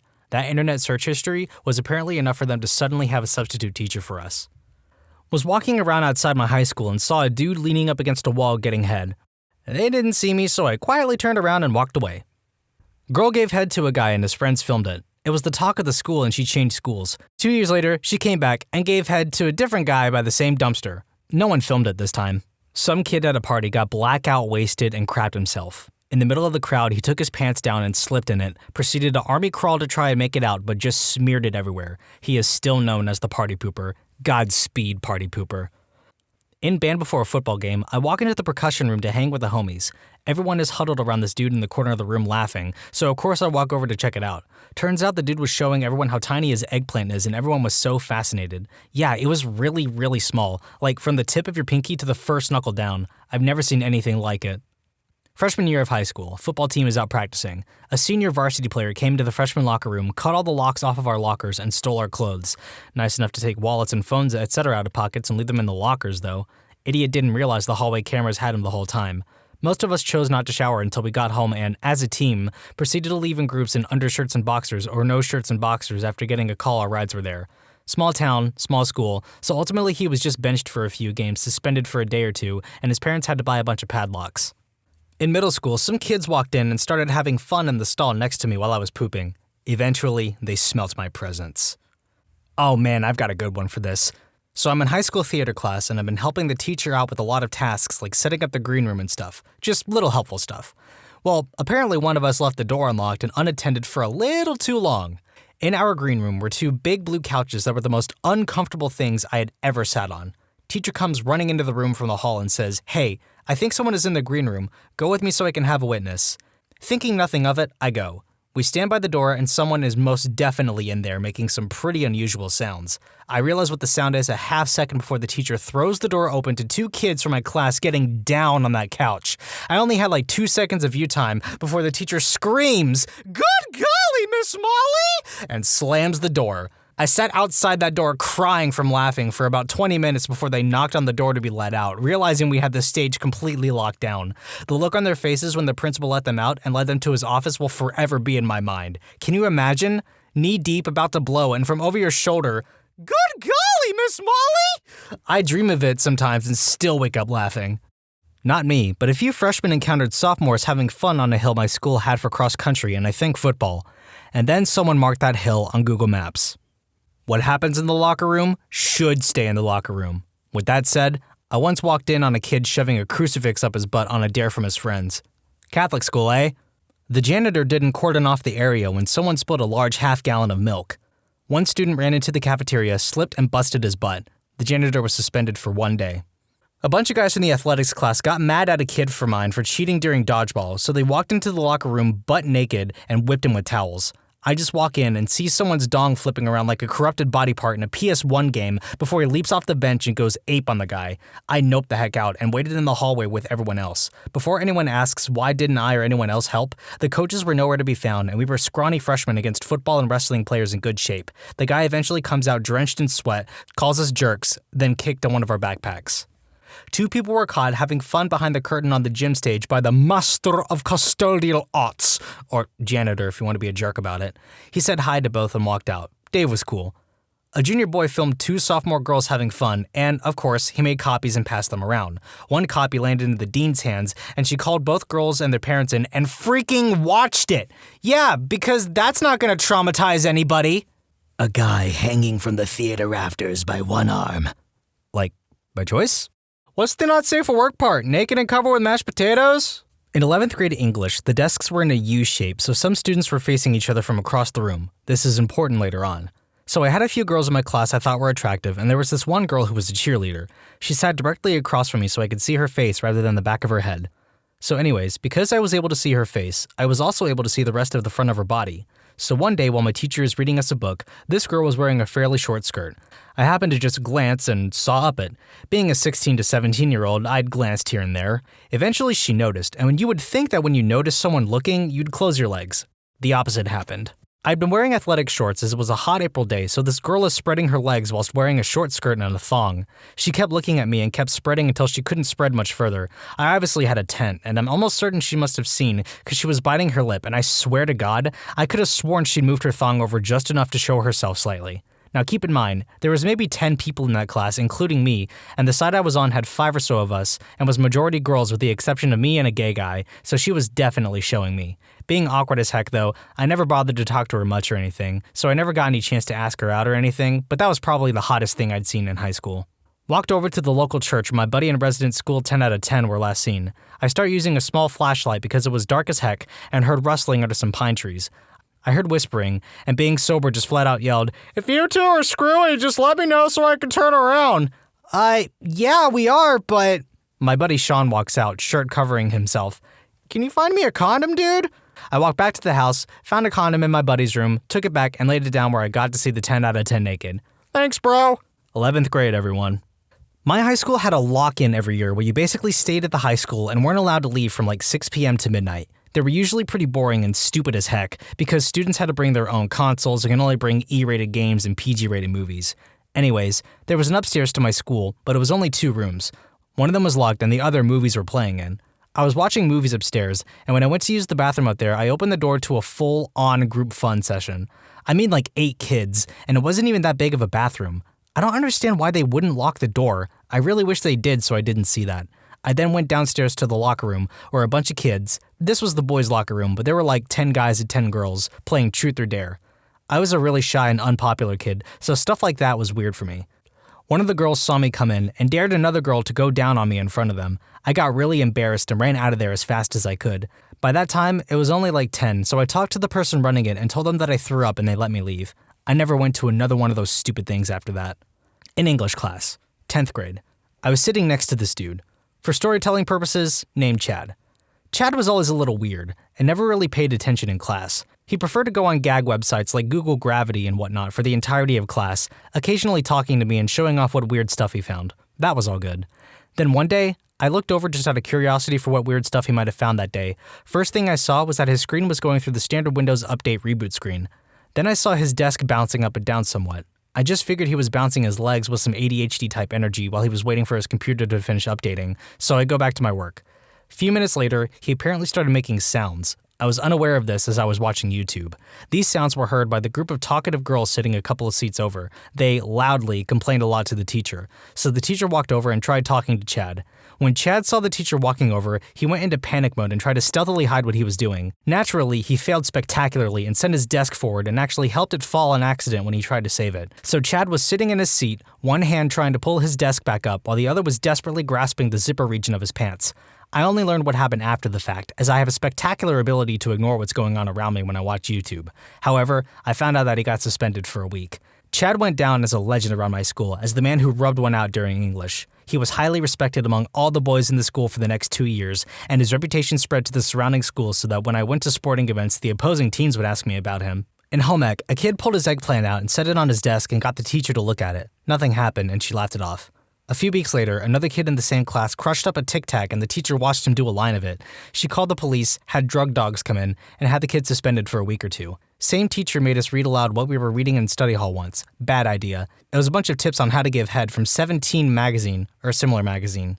Each one of us had to take a turn reading one, each person yelling the tip to all who could hear. Freshman year, our chemistry teacher taught us how to make gunpowder. We were supposed to light it all in the flame hood, made a huge batch, put it in a 2-liter bottle, and blew it up outside. Ironically, cops weren't called for that one. Drew a bunch of eggplants on rival team school buses during a basketball tournament. It was orchestrated so no one could tell who did it. Police got called in. It's a small town with 3 officers. 2 stayed inside with the kids, 1 had to scrub the eggplants off the buses. Result, a bunch of kids had to wait in the gym for a few hours, and we got interrogated. No one confessed, so nothing happened there. Not safe for work, but those and a few unmentionable events got us out of senior year a week early. The administration waited until a Friday and told us we were done with high school and to not come back until graduation. That was kinda cool, but we didn't get to have prank week. This was before cell phones had passwords. Found a phone. Looked at the picture to see who it was. Saw a video of a girl spreading peanut butter on her genitals and having her dog lick it up. This didn't happen to me specifically, but it happened in the class that I happened to be in.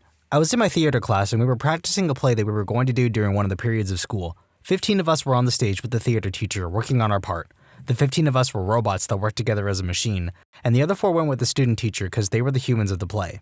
They went to one of the lecture halls and the student teacher flipped on the lights and they caught 2 people making out in the area, and the girl was giving the guy pleasure. Needless to say, the 2 got out of there real quick with the guy zipping himself up. Went to a private all-boys school. My senior year, I walked into the band practice hall on a Saturday afternoon to find 2 guys going at it. One was elbow deep in the other's butt. And that's how I found out what fisting is. I didn't report them, but I did call the other one Kermit for the rest of the year. We once had to work with iPads, and when I turned mine on, the background image was a furry, and when I went to the internet browser, it was on Hentai Haven. Of course, I quickly backed out of the site before anyone could see it. I must say, the Chad who looked up porn on a school iPad had some cojones on him.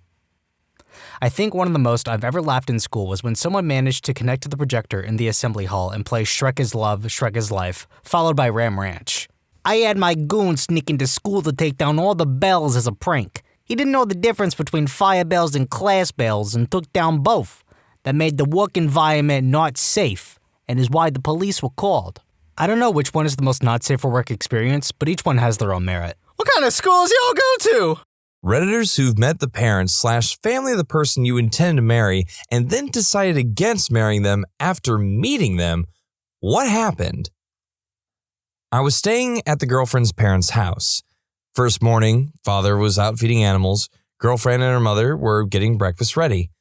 I saw my girlfriend put what I thought was an artificial sweetener in her father's coffee. I asked if I could try one. She explained to me it was not a sweetener but a chill pill. They kept her father dosed. I decided right there and then I was not going to be part of this family. So many years ago, I was engaged to a big heaping bowl of crazy. I was also in the military, in a rather selective unit. We had just gotten back from a deployment, and I'll freely admit that I wasn't a ray of sunshine to be around. When we first got back, our training tempo was pretty mild, so we could adjust being back to life in the States. One thing was really weird though. I'd see her every weekend, and for the weekend and a few days after, I wouldn't be feeling great. I wasn't sick or anything. My mind would just be foggy. Then she decided to move up to where I could see her throughout the week. The fogginess went away for a while, but I'd still be getting these weird things going on with my body. I stopped doing the deed almost completely. I always felt like I was dragging my body. It was really weird because I was young and in phenomenal shape. One week, we had a 3-day-long field exercise towards the end of the week. She was freaking angry, like more angry than I'd ever seen her. She really didn't want me to be gone for that long. Well, tough luck. This is my job. My unit didn't screw around when it came to training. We're talking parachuting in, you sleep in a hole in the ground, lots and lots of patrolling and land navigation, followed by some live fire training in a shooting house. I didn't see her the day prior because I wanted to make sure my gear was set up and get a good night's sleep. I was feeling off, but not too bad the first day. Day 2, I'm a ball of freaking nerves. I didn't know what was wrong, but something wasn't freaking right with my body. On the last day, we were supposed to attack a building with live ammo. We would be clearing rooms and taking down the targets. I was shaking. I couldn't control my hands. I was jittery as heck. I had to pull my team leader aside and show him that I couldn't be trusted to hold a weapon. They drove me from the field to the hospital. I was admitted they started looking for a neurological disorder.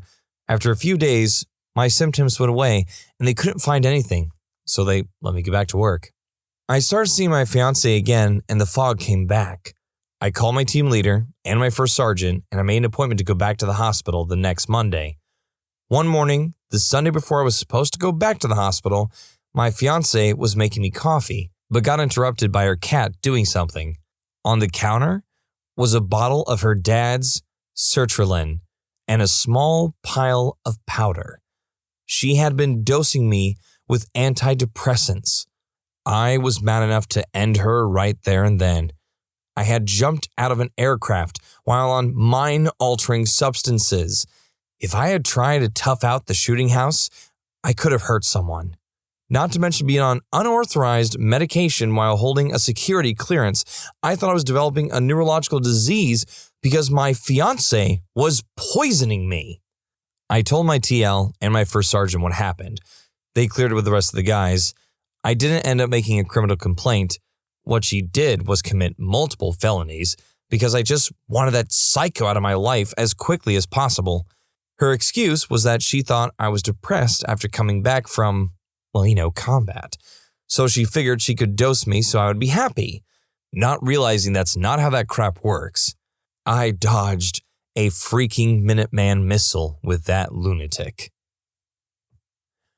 A guy friend actually convinced me to break up with my boyfriend because of the family trends. My ex's father was always away on business, and his mom was a super cute, bubbly teacher. She would go out with her female teacher friends at night, and the dad would get super jealous and have massive phone fights. My ex and his sibling became super possessive of their mom and hated their dad to an unhealthy level. They thought both their parents were probably having affairs. My ex was 18 and had never done a single chore in his entire life. Their pets crap all over the house, and the mom cleaned everything, even my ex's bedroom. Our mutual guy friend took me to lunch one day and was like, "Seriously? Is this the future you want? I mean, he's a cool guy, but the dude is seriously a terrible boyfriend and will be the worst husband." Turns out he had been cheating on me the whole time with two girls that were best friends. They just switch off days they commit the deed with him. I married him anyway, but from the day I met his mom, she hated me. She would rave about how much she adored his brother's girlfriends, but hated me. I tried so hard, but she didn't let up. My husband is her favorite, and she has an unhealthy attachment to him, so I think it's not personal and more along the lines of no girl would ever be good enough for him in her eyes. She's a witch, though. She once faked a severe panic attack to keep her son's attention on her, not me. The doctors at the hospital could see right through it, though, and knew she was faking. She called my husband the night before our wedding and told him if he married me, he would be miserable for the rest of his life.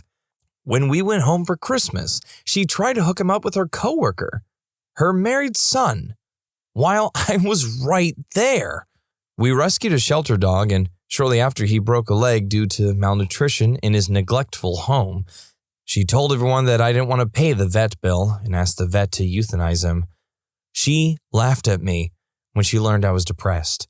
She told me I was being dramatic when I started crying after receiving news of my grandpa's passing.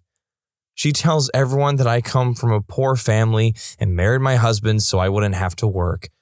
I don't work right now because we just moved for his job. In reality, my parents are wealthier than her. She tries to belittle me, but it honestly doesn't bother me at all anymore. I laugh when she does, and it really makes her mad. Intended to marry my ex, but after meeting his mom a few times, I really couldn't do it. She was extremely possessive of her son and never smiled when I'm with them. I was the blame for her son not eating properly. I always cooked healthy food for him, sleeping properly. He worked 16 hours a day. Dressed properly. I ironed his shirts for him when he was too busy to do it. Any blame you can think of. She was also a single mom who has had 2 sons with 2 different ex-husbands and had lots of drama with both. She wanted to retire at 45 but didn't have a stable income. So my ex had to give her money every month so she can retire and not work. All in all, I couldn't see myself dealing with the mom, so I eventually broke it off before it was too late. The more I'm looking at the reasons that the mom is so angry at this wife-to-be, it sounds more like that lemon grab from Adventure Time. It's like, how dare you feed my son vegetables and good meats? This is unacceptable!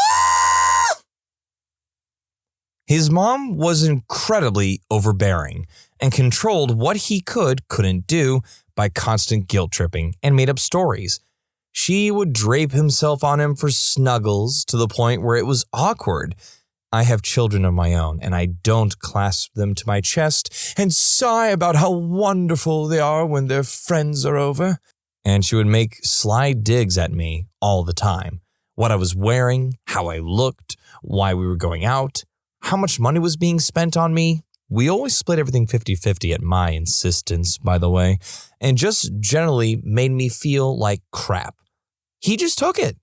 When I brought it up, he was just super passive and was like, well, she's my mom. She's just overprotective. He had a sister, actually, who had left home, but was clearly the favorite. Whenever she came home, he was forgotten and shrugged off to the point where it was actually mean. Again, I brought it up to him and he was all, she's just excited to see her daughter. His dad was a very passive, albeit kind man himself, who just seemed to roll over with whatever his wife wanted, and I guess my boyfriend learned that from him.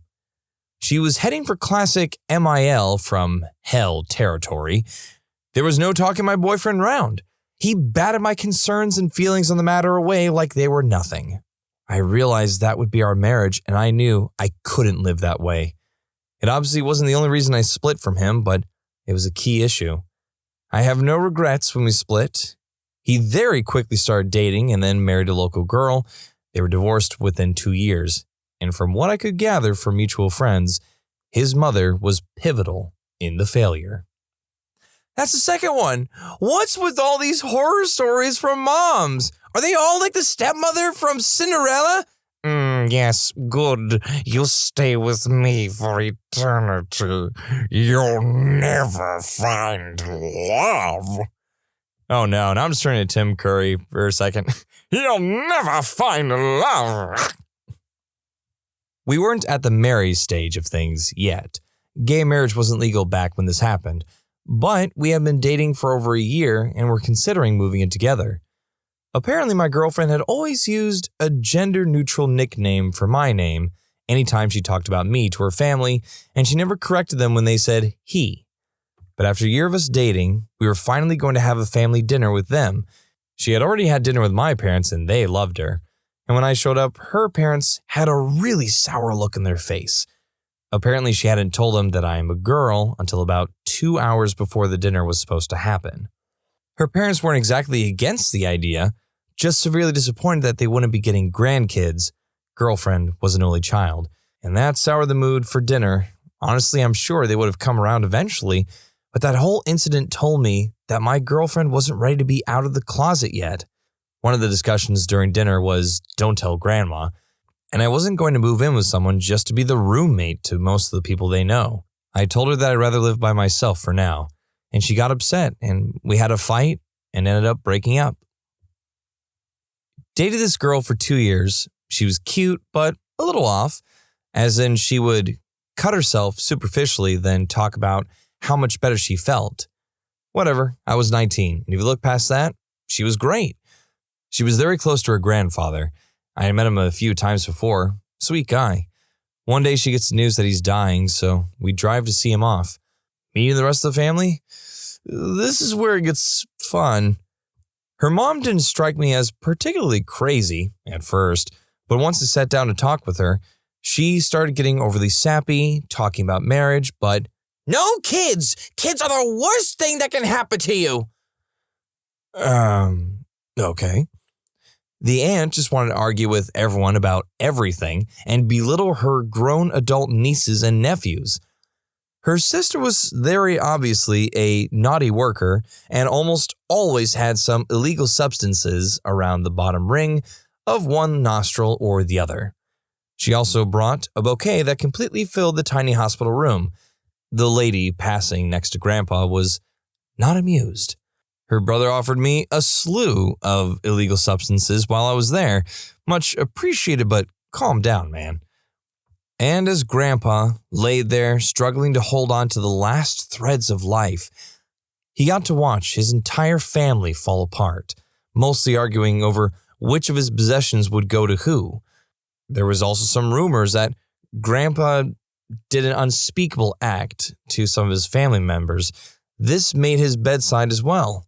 It was probably the most messed up last days a person has ever experienced. I left early because I couldn't stand it anymore. Too much drama over a dying man. I had been contemplating how to break up with her the following few weeks after all that, when she started hanging out with her manager at work, and after work, getting ride homes with him, and more. And doing the deed. Good riddance. Meeting his family was one of the last straws, and certainly brought up huge red flags. His father was incredibly cruel to him growing up. My boyfriend was an only child that his father never wanted.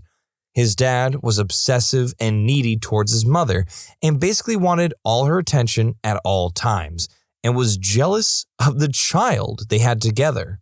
I could see some of these obsessive and needy tendencies in my boyfriend, and I knew he didn't want kids, and I did.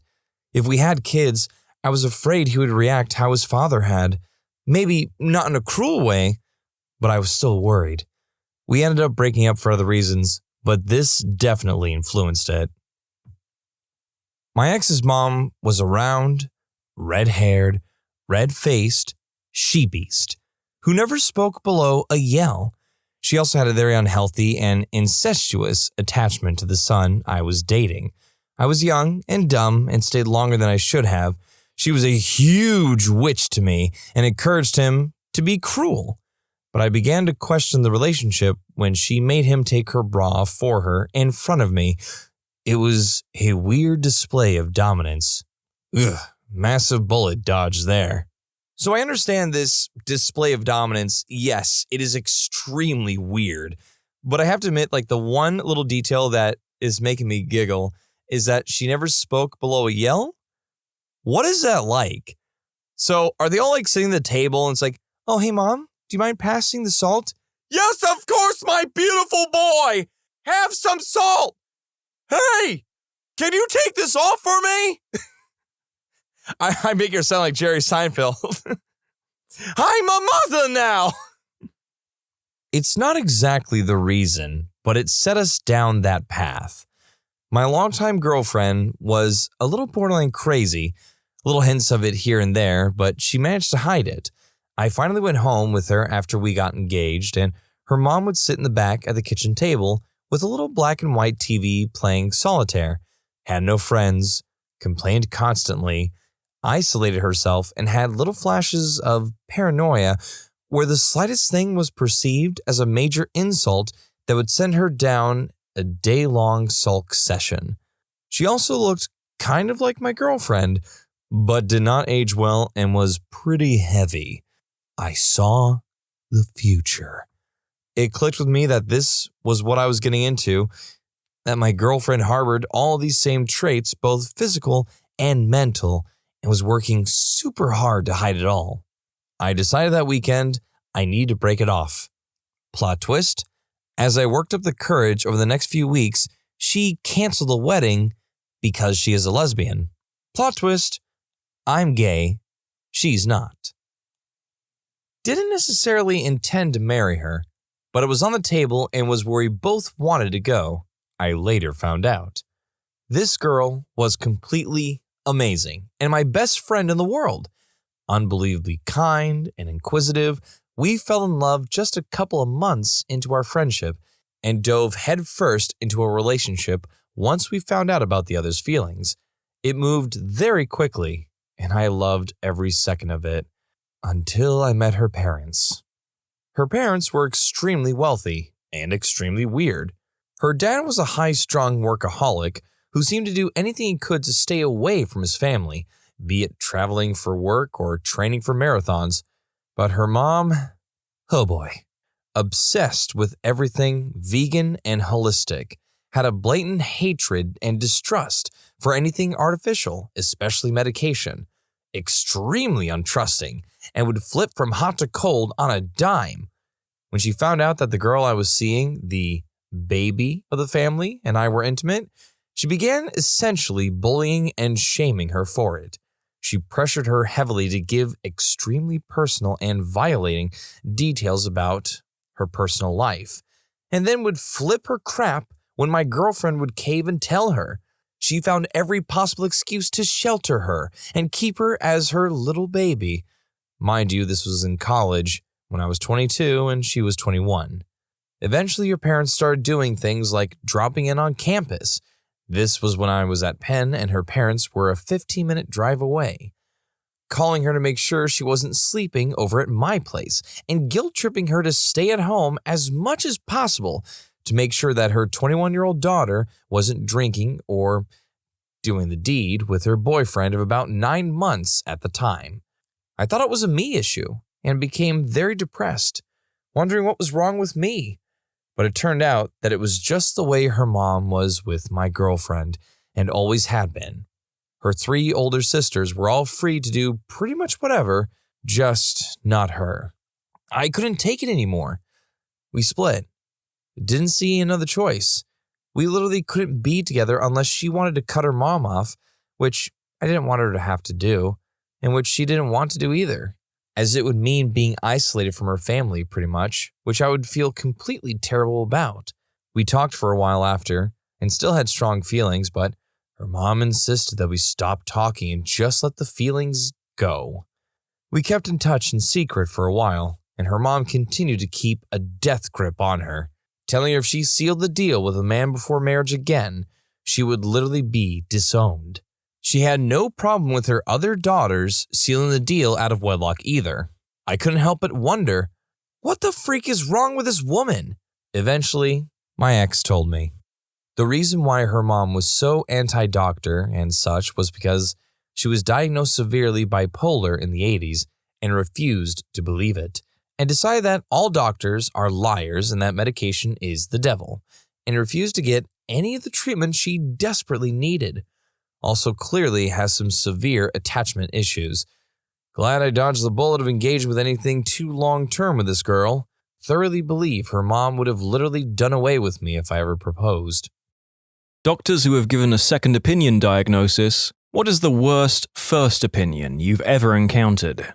I'm a surgeon. Most patients come to me after having seen another physician who has diagnosed them with something and told the patient to see a surgeon. I've been called to see more than one patient for appendicitis who has already had an appendectomy. I've also been called in multiple cases for patients who very obviously have previously undiscovered very advanced cancer. It's always too far advanced for me to be of help, so I have to wonder, am I being called so I can be the bad guy and explain everything? Yes. The answer is yes.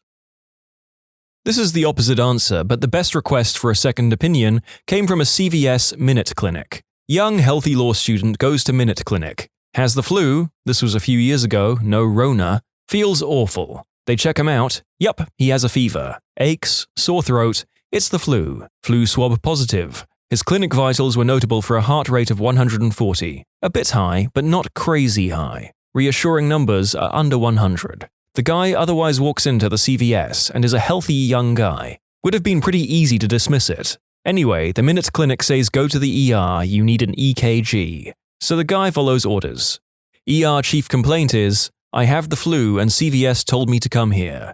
ER gets an EKG and he's in slow VT, which is a life-threatening arrhythmia that you have to be shocked out of. They take a look at his heart and it was giant and barely moving. He had an insane myocarditis. Dude ended up getting cannulated for ECMO within hours, cardiac bypass machines as life support. I can't say all Minute clinics are the same, but holy crap, that was a great save. I'm a gynecologist. The number of times I've seen patients pregnant and upset or happy because some other doctor told them they can't get pregnant, so they didn't use birth control, is appalling. Usually, it's family med. Not ragging on all FM docs, just how it goes. I then have to explain that even if the patient has whatever condition that makes it unlikely for them to get pregnant, the odds are almost never 0%. Maybe less than 1%, but still not a zero, so of course it can happen. Well, when I first started feeling sick on the October of 1 year at college, I had a non-productive cough, night sweats and trouble sleeping, and I lost some weight. The school nurse gave me Claritin. All of those symptoms got worse, plus I was incredibly fatigued, my lymph nodes swelled up, and I had pretty bad backaches. My GP took a chest x-ray and prescribed antibiotics for pneumonia. At this point, I had almost failed out of school because I was only managing an hour or two of sleep per night. It took until spring break for me to go see a pulmonary specialist. He could instantly tell that it wasn't pneumonia. I had stage 4B Hodgkin's lymphoma. My first PET scan showed cancerous cells and lymph nodes in all 4 quadrants of my body. At this rate, I had lost about a third of my body weight. The cough, weight loss, and back pain were my swollen lymph nodes pressing on my lungs, stomach, and my back. They gave me my first round of chemo, and I felt genuinely incredible. I felt like such crap that an IV mix of carefully measured toxins was an improvement. I went home and ate a whole pizza. Chemo got crappier, but it worked, so I guess I can't complain too much. I'm a lawyer, but had a client given a devastating diagnosis of an extremely rare heart condition. Doctor told him he had 6 weeks to live. He contacted me to make his will and set his affairs in order. Thankfully, he sought a second opinion with an extremely well-known cardiologist. I guess the cardiologist was intrigued due to the rare nature of the heart condition. There was nothing wrong with him. He was fine. This poor guy and his family were tortured over this, so devastated and terrified, for nothing. He actually called me to tell all of this. He seemed to still be in a joyous, "I'm not going to die" stage, but I imagine anger comes at some point when you take stock of what you went through. I don't know how a doctor flips up that massively, or if somehow my client's results were mixed up with someone else's, and some poor fellow's number is almost up and they don't even know it. Patient. When I was in college, I went to the doctor because I was peeing razors. It progressed pretty rapidly, and by the end of the week, I couldn't walk or sleep. The doctor asked me about my romantic life, and I told him the truth that my girlfriend and I had only been with each other and together for many years. He sort of scoffed at that and told me it was likely chlamydia. He had a long condescending speech about safe, fun times with me and then sent me home. A week later, my pee tests were back. Turns out I had the worst bladder infection they'd ever seen. I had to have a camera shoved up my pee hole, multiple rounds of antibiotics, and to this day I struggled to pee due to irreversible damage in the infection caused. I don't know about you listeners, but the story made the narrator feel sympathy pain in his nether regions. I have one that happened to me. I did college gymnastics. My senior year I had an accident in practice landing on my neck. Went to the hospital, got x-rays, was told I was perfectly fine. Walked around in pain for a while. Weeks later went to another doc, got a new set of images. My neck was broken in 3 places and had a dislocation. Had a multi-level fusion surgery days later.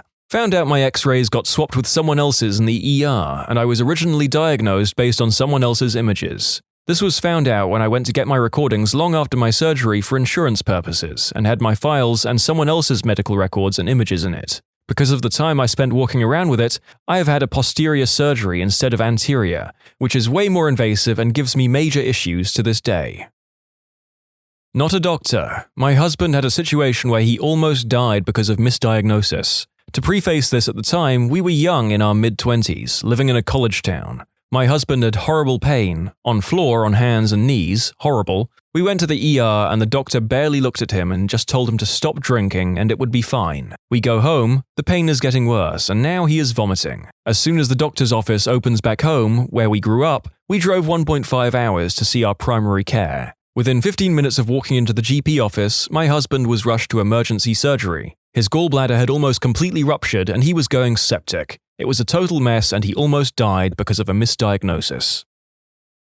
Obligatory, I am not the doctor, but the patient. I went to a sleep doctor because I was constantly tired and falling asleep standing up and such. Serious stuff. Doctor was like, "Well, you're overweight, so it's definitely sleep apnea." I did a sleep study, came back negative for sleep apnea. Doctor was like, "Well, I'm still positive it's sleep apnea, 'cause you're a porker." So he sent me home with a CPAP machine for a month. After a month of using the machine, which records your sleep apnea events every night, and still said I didn't have sleep apnea, and with me having zero improvement in my symptoms, I went back to him and he said, "Well, if this isn't working, I can't help you, because you obviously have sleep apnea, since all tubbos have sleep apnea, so you must not be using the CPAP." So I dropped him like a fresh turf and went to get a second opinion. New sleep doc, new sleep study. Came back, and the new doctor says, yeah, this is textbook narcolepsy. You have all the symptoms, and the sleep study proves it beyond a shadow of a doubt. I told him about the other doctor, and he said, "This is obviously narcolepsy. Your previous doctor was a moron." And unlike the other quotes in this story, this is an actual direct quote. I'll never forget the look of disgust on his face when he said the word moron. Not a doctor, but my sister was suffering from headaches and minor seizures for a while. Went to an urgent care, and they told us that she had an anxiety disorder and just needed something to calm her down. We got a second opinion at the ER, and turns out she had stage 4 brain cancer. I miss her every day. Wow, we trust doctors for so much, and I'm sure that they're doing their best with the time they have. But stories like this, consider a second opinion sometimes, folks. I just left a practice partly because a woman brought her 8-month-old in for a second opinion. The practice owner had seen the rapidly enlarging sacral soft tissue mass, which the mother first noticed about 6 weeks prior. He told her not to worry about it. I checked his notes, which read, "Plan, ignore." I was shocked. There was a new onset rapidly enlarging blue-purple cystic mass on the baby's sacrum. It looked like a small plum under the skin at the top of her bum crack. And without any investigation, my colleague dismissed it. I was appalled. The mother was relieved. This wasn't the first not great judgment I've seen, but it was one of the worst. I realized I couldn't work in a clinic where I'd be stepping on other doctors' toes and couldn't trust their judgment. The babies had an imaging and a referral to a pediatric surgeon, but unfortunately I don't know the outcome because I'm working elsewhere now. Obligatory, I'm not a doctor, but when I had my wisdom teeth out, it was pretty brutal. Like they had to put me completely under, dig deep into my jawbone, the teeth were coming in sideways and upside down, just like the worst case scenario. So I have the surgery, and the next couple of days I'm in a lot of pain, which happens. And I realize I have this growing hot lump on the side of my jawbone. Me being a dumbass, I tried to be like, oh, it'll go away. But it didn't, and my mum caught sight of it, and took me back to the guy who did my surgery. Dentist dude took an x-ray and without even examining it or asking any questions first, said I was fine and it was probably just scar tissue and told me to leave. I thought, hey, well, he's smarter than me, so I guess he's right. My mother, however, did not think this. And so off we go for a second opinion, and while we're headed over to the other office, the hard lump in my jaw bursts and blood and pus leaks everywhere in my mouth. It was so effing gross. My mum immediately turned around, drove back to the dental surgeon, dragged me, who was still spitting blood and pus, barged into the office and made the dental surgeon look in my mouth. The dental surgeon muttered something about hysterical women seeing things that weren't there, but prescribed me antibiotics and more pain meds anyway. And that was how the 1 to 2 week recovery took an entire month, and I ended up having to drop out of a college course due to missing so much. I tasted this story. My uncle-in-law went to multiple doctors about leg pain and trouble walking. He's a big guy, and every doctor told him in more or less condescending ways that his issue was that he needed to lose weight. After 5 years, he finally got someone to MRI him, and it turned out he had a, by then, grapefruit-sized tumor in his leg. He unfortunately died about 6 months later because it metastasized. Yeah, being overweight is unhealthy, but seriously, F all those doctors that wouldn't believe he was in pain and just saw a fat person. Not a doctor, it was my doctor. I was a child and had a lot of trouble with abdominal pain. Mum kept taking me to the doctors, and he kept minimizing it, saying there was nothing wrong. Went on for a long time until I was doubled over in pain outside school one day. Mum asked me if it was hurting, and I told her it always hurt, and I just told her when it was really bad. She took me straight to my doctor's surgery and demanded I got looked into further, figuring a 5-year-old child shouldn't be living in constant pain. A few scans later, and I was immediately whisked into surgery. My mum still can't think of me being wheeled into the theatre when her and the doctors did not even actually know what exactly was wrong and what they were going to do. The plan was to open me up, figure out the exact issue, and go from there. I had an extra growth on my kidney, which was all infected, an extra ureter that was infected the whole way along. The doctor who had continually fobbed my mum off as a panicking parent whose child has nothing wrong with them actually ended up making a house visit to apologize. I went to the ER for some crazy stomach pain, and the doc there said it was because my thyroid was super inflamed. The thing is, I don't have a thyroid. I was born without one, and I take meds every day because of this. I tell her this, and she says, "No, that can't be true. Your thyroid is enormous," and sent me to do an ultrasound. Lo and behold, it's not there. She refused to believe this and asked my primary doctor to explain my seemingly crazy anatomy. He goes, "Yeah, he doesn't have a thyroid." Turns out what she thought she saw was actually my Adam's apple, which I guess is sorta big. I had a period of about a year where I was getting constant UTIs, which is apparently, as a woman in her 20s, is normally caused by not peeing after doing it. I'm still not sure what was causing mine, but I was not active in the bedroom at all due to vaginismus. My doctor was away for school holidays and stupidly I thought I could last a week until she was back. Nope, 2 days later I could barely move from the couch in pain, so I called a doctor. This doctor, a home doctor because it was a public holiday, refused to hand over the script until I acknowledged that I was being sexually irresponsible. When I said, "I am a virgin," embarrassing and potentially dangerous statement to make with a strange man in my house while I was home alone, this jackass laughed his ass off and said, "No, you're not. Nobody is at this age. Stop pretending to be all innocent." Slammed the prescription on my coffee table and walked out, refusing to give me the starter dose that they're required to carry for people like me who are alone and can't get the prescription until the first dose kicks in enough to begin helping. I called the office to complain, and he did get reprimanded. But holy heck was I embarrassed.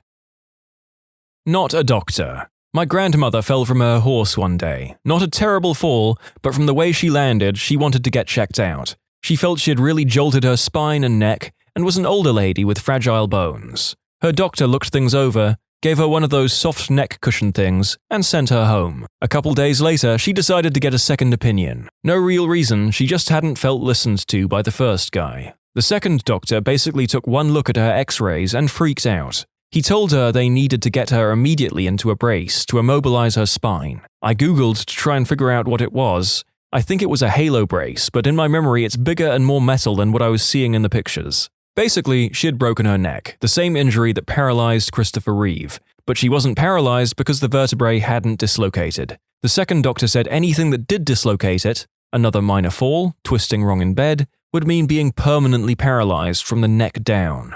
She wore her intense metal brace that kept her spine in place for a few months, and was totally fine. She lived another 15 years after that. But I think about that story often. The second doctor saved her mobility and freedom.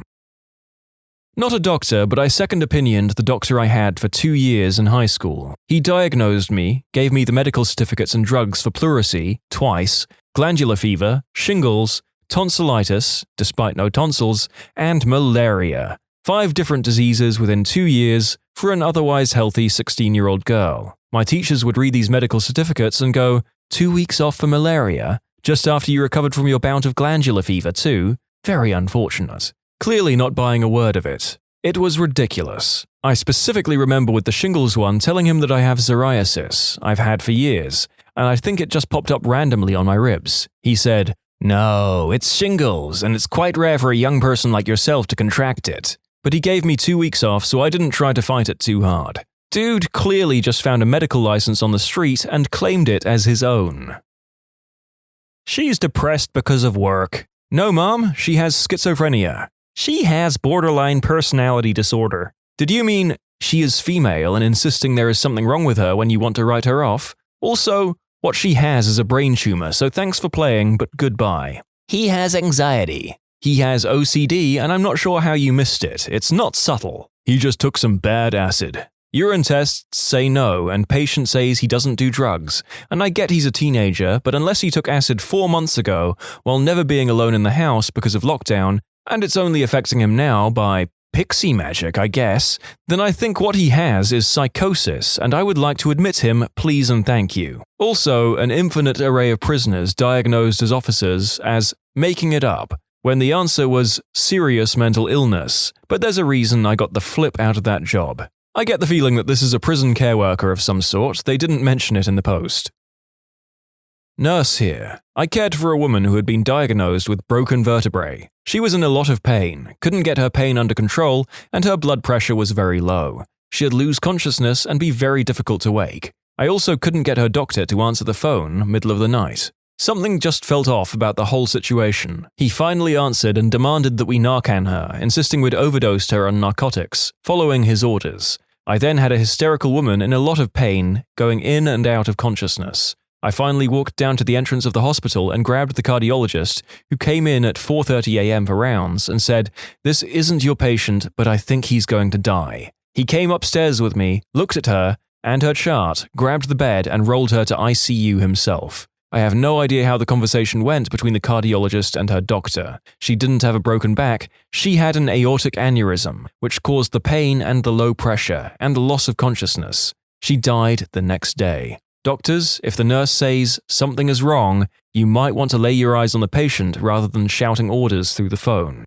Oh, I have one. Not a doctor, but watch the biggest flip-ups ever. So, my sister is very tall, very thin, and very fit. She was in pre-season for her WNBL season, running medium distances. She had a sudden sharp pain in the left side of her chest, radiating arm pain and shortness of breath. She called an ambulance and was rushed to hospital. They did all the tests with the beep-beep machines and determined no heart attack, said she tore a muscle and sent her home. Welp, a week later she's still in pain and she swears she hears a hissing sound in her chest. She sees our GP. He listens to the chest, has her breathe in and out, goes, "You've torn your lung." She's a perfect candidate for a torn lung, tall, thin, fit. The GP was amazed the hospital didn't hear the tear. How do you miss a torn lung in the perfect candidate for a torn lung? I am a doctor, just not the right kind. When I was 20 or so, I started feeling dizzy, disorientated, tired all the time like I could never get enough sleep. My male family doctor literally patted me on the head and said I was just a type A young lady, and the problem was my monthlies gave me anxiety. Yeah, no, turns out I have a brain malformation that gives me epilepsy and associated narcoleptic episodes. He's since retired, unrelated, but he should have years ago. My coworker went to a free walk-in clinic once because he wasn't feeling really well. The doctor told him he either had a really bad cold or AIDS. Actual doctor here. Someone came in with a diagnosis of toxic shock syndrome by their nurse practitioner, was sent to the ER, lights and sirens. The NP called ahead to say how sick this kiddo was. Kid shows up, it's scabies. Like it was actually flipping scabies. Not even close to toxic shock syndrome. I literally sent the kid home within 30 minutes of them arriving. Yes, I did call the NP back and educated her on what toxic shock syndrome actually was, and what can cause it. The girl wasn't even asked if she used tampons. She didn't. I told the parents to switch to a different provider, preferably an MD/DO. Doctors and nurses of Reddit, have you ever witnessed a couple have a child that was obviously not the father's? If so, what happened?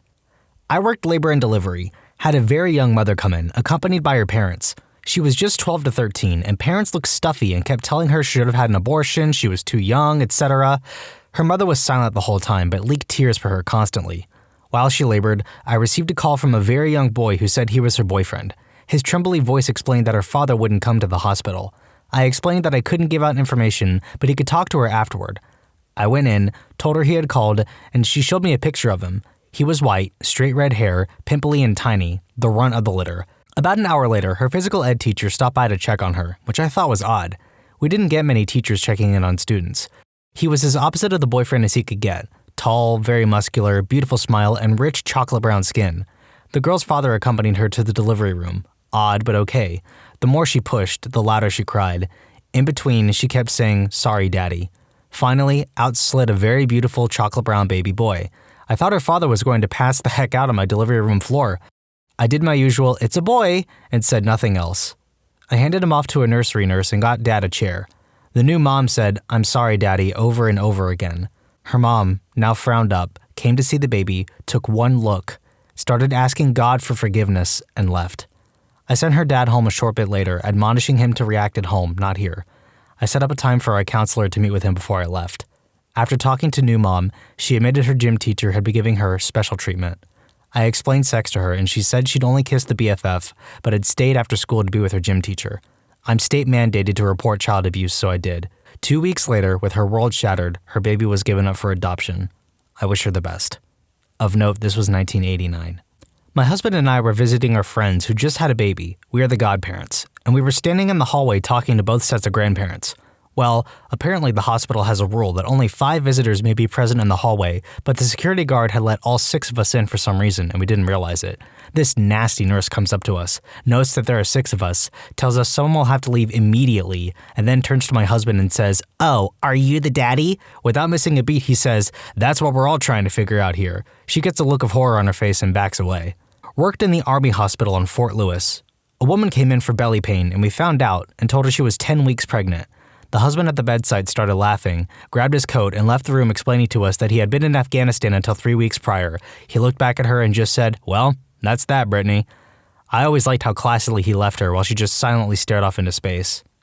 I had a vasectomy. While chatting with the doctor, he told me about another patient. This guy had 3 kids and came in for the snip because he and his wife decided they were done having children. The doctor opened up his sack and found nothing to snip. This guy was born without the ability to have any children. The poor doctor had to explain to him what happened. Imagine finding out that way. 23andMe posts a 25% off coupon 2 hours after this post goes up. Oh! One of my favorite cousins just did 23andMe with her dad and discovered that they were not biologically related at all.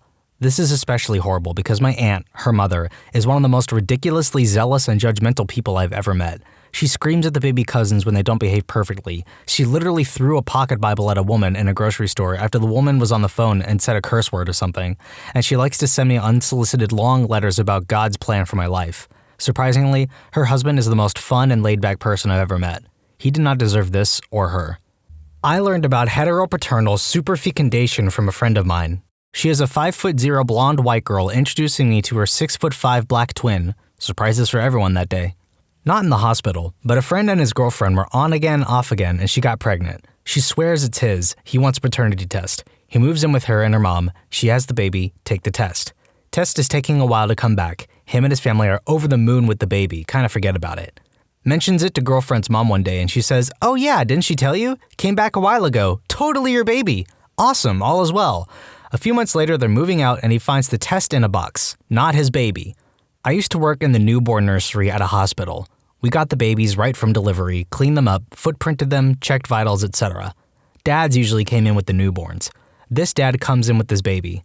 Dad is white, mom is white, baby is very obviously not white. The dad was very quiet standing next to this baby, watching us clean it up. He says quietly, "I don't think this is my baby." You could tell he was absolutely devastated. We advised him not to sign the birth certificate until he was sure. Not sure what happened after we sent the baby back out to mom, but I felt awful for the guy. My best friend was dating a girl and knocked her up. They got engaged and planned to get married right after the baby was born. There were about 10 of us in the waiting room waiting for her to crank out the baby. It was essentially her parents, his were in another state, some of her friends, and some of ours. After sitting there for about 2 hours, he walks out with a smirk on his face and says, "Let's go." We all thought something horrible had happened. Her friends asked how the baby is, and he said, "Fine, but black." He motioned for us to go, so we followed him. In the parking garage, he tells us to follow him to his apartment, then sends me a text asking I could put him up for a while. We literally moved him out of his apartment and into my spare bedroom in like an hour tops. Her parents didn't know who to be mad at. The confusion on their faces when he told them the baby was black was priceless. I was blood typing a newborn once. Mom was an O positive, baby was AB positive, which is more or less not possible. I immediately panicked because Jesus God, they mixed up the babies. Someone has the wrong baby. We're gonna get sued. We're gonna have to genetic test the entire nursery. What if they subpoena me for being the idiot who discovered the problem? I don't have insurance. What if they sue me? After repeating the test 3 times, I called the floor and told them that they'd either drawn the wrong baby's blood or they'd switched the babies because mom couldn't be the baby's mother. No, it was a donor egg. The redraw matched fine. Everyone was where they were supposed to be. Oh God, my heart though. I work in anesthesia. One of my colleagues had someone vaginally deliver a baby with Steve's lunchbox tattooed above the birth canal. The OBGYN said to the father after the delivery, "Congratulations, Steve." The guy replied that his name was indeed not Steve. Don't know if that counts. My wife is an RN/hospital supervisor. Code yellow is the code over the intercom for security or large male nurses needed. It rarely ever happens, but every now and then over the speakers you hear a code yellow, labor and delivery. You know the reason. I used to work with a guy whose wife was pregnant. Near time for delivery, everyone at her place of business had a big party with gifts, money, etc. So, big day comes, water breaks, they get in car to go to hospital. She breaks the news on the way there that it's not his, the kid is into the race, and if he could just drop her off at the hospital and then leave, that would be great. He took a few days off work, found a new apartment, moved out, filed divorce, etc. He called into work and told someone what happened. News spread pretty fast. All congratulations cards, etc. were cleaned up and thrown away. Everyone was very sensitive to his pain. Except, somehow, I don't know how, I did not get the news. So on his first day back, I walked into the office he shared with 6 other guys and said, Hey, Daddy-O, how's fatherhood so far? Getting any sleep? Got some pictures? Let's see the little tyke." He slowly lifted his head to look at me with a painful look. The room was dead silent. One of his workmates stood up, grabbed my arm, and walked me out of the room, shushing me. "What happened?" I asked. "Did it die? What's the problem?" When he told me, I about died myself. I still feel bad for the dude, and it's been 30 years. "Sorry, can we just talk about the fact that she said, by the way, this kid is not yours, and if you could just drop me off at the hospital and then leave, that'd be great. Like, you can't just drop that on someone like that." I worked with this guy a few years back. Him and his wife were pregnant. They were super excited and shared the news with everyone and put stuff all over social media.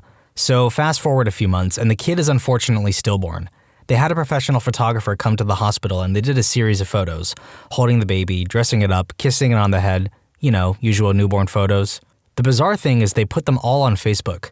I found it kind of morbid, but whatever. I've never lost a kid, so that's cool. One day at work, a guy from a different branch comes into the store and congratulates my coworker, slaps him on the back and says all this stereotypical new dad small talk BS. My coworker informs him the baby was born dead. The other guy refuses to believe it and keeps saying, "F you, man, quit messing with me. I saw the pictures on Facebook." They go back and forth and the guy finally realizes he's not being messed with. This was the most uncomfortable exchange I've ever seen between two humans. I'm not a nurse. My professor was a labor and delivery nurse, and she once saw a man running between 2 delivery rooms. Both women he had impregnated went into labor and gave birth the same day. Supposedly, the one he was married to was angry because the woman he cheated with was impregnated after the wife, but had her kid 10 minutes before the wife. Labor and delivery is apparently the most drama-filled section of hospitals. My significant other is planning to be a nurse, and he's going to work in labor and delivery neonatal this year, and I'm excited to hear any dramatic stories. My grandmother was a nurse. Once she was assisting with delivering a baby, and the ostensible father commented that the child looked good for a premature baby. Without thinking, my grandmother told the truth. That baby is not premature. So I guess I know where I get my social obliviousness from. A coworker's aunt just found out her dad wasn't actually her dad. So she was really big into genealogy and had mapped out her family tree as far as she could go. She took one of those Ancestry DNA tests about 2 months ago, and her father's side didn't line up with what she was expecting. In fact, she didn't recognize a single name that she was matched with paternally. She casually asked her dad if he knew any of the names, and he recognized the surname of the maintenance man at the apartment complex where he and his wife, Aunt's mom, lived shortly after they had gotten married, claimed he was a lousy repairman who always flirted with his wife, etc. Aunt's mom had passed away a few years ago, so she decided to not tell her dad the news. Had a lesbian couple come in. One of them was pregnant, neither knew. Judging from all the screaming, this information was poorly received. My brother was doing his OBGYN rotation. His story is that in the first birth he assisted, the woman had her husband leave the room. Seems odd these days, but he had the husband step out for the comfort of the patient. The baby is delivered and the color was not even close. Lily white parents and very black baby. She wants him to stay to talk to her husband who is about to come back and he bails on the whole situation. She was playing the odds all the way to the end. Had a college buddy whose fiance was pregnant. They were the perfect couple. Both had just over a year with great careers starting out. Everything was butterflies and rainbows. Fast forward to the delivery room. They're in there and out comes a very black baby. He's quite the pale redhead and she's a blonde, blue-eyed Texas girl. He made sure everyone was okay, waited for her parents to arrive, and left without saying a word. He moved all of his stuff out of the house while she was in the hospital and cut off all communications with her, just walked out of their lives in the most stone-cold act I'd ever seen. They were together for 9 years, and he just left cold turkey. She tried to contact him at his job a few times, but he quickly moved up the ladder and eventually got a job in another city. He told me once that he took solace in the fact that her family had already dropped about $10,000 in a wedding that never happened. My son came out and looked really tan. My ex-girlfriend and I are pretty white. I thought for a second she cheated on me. We are now separated for different reasons unrelated to her child, and he is pasty white as hell. Got one heck of a suntan in the uterus, though. Not a doctor, but a distant cousin of mine definitely has children that don't belong to the father.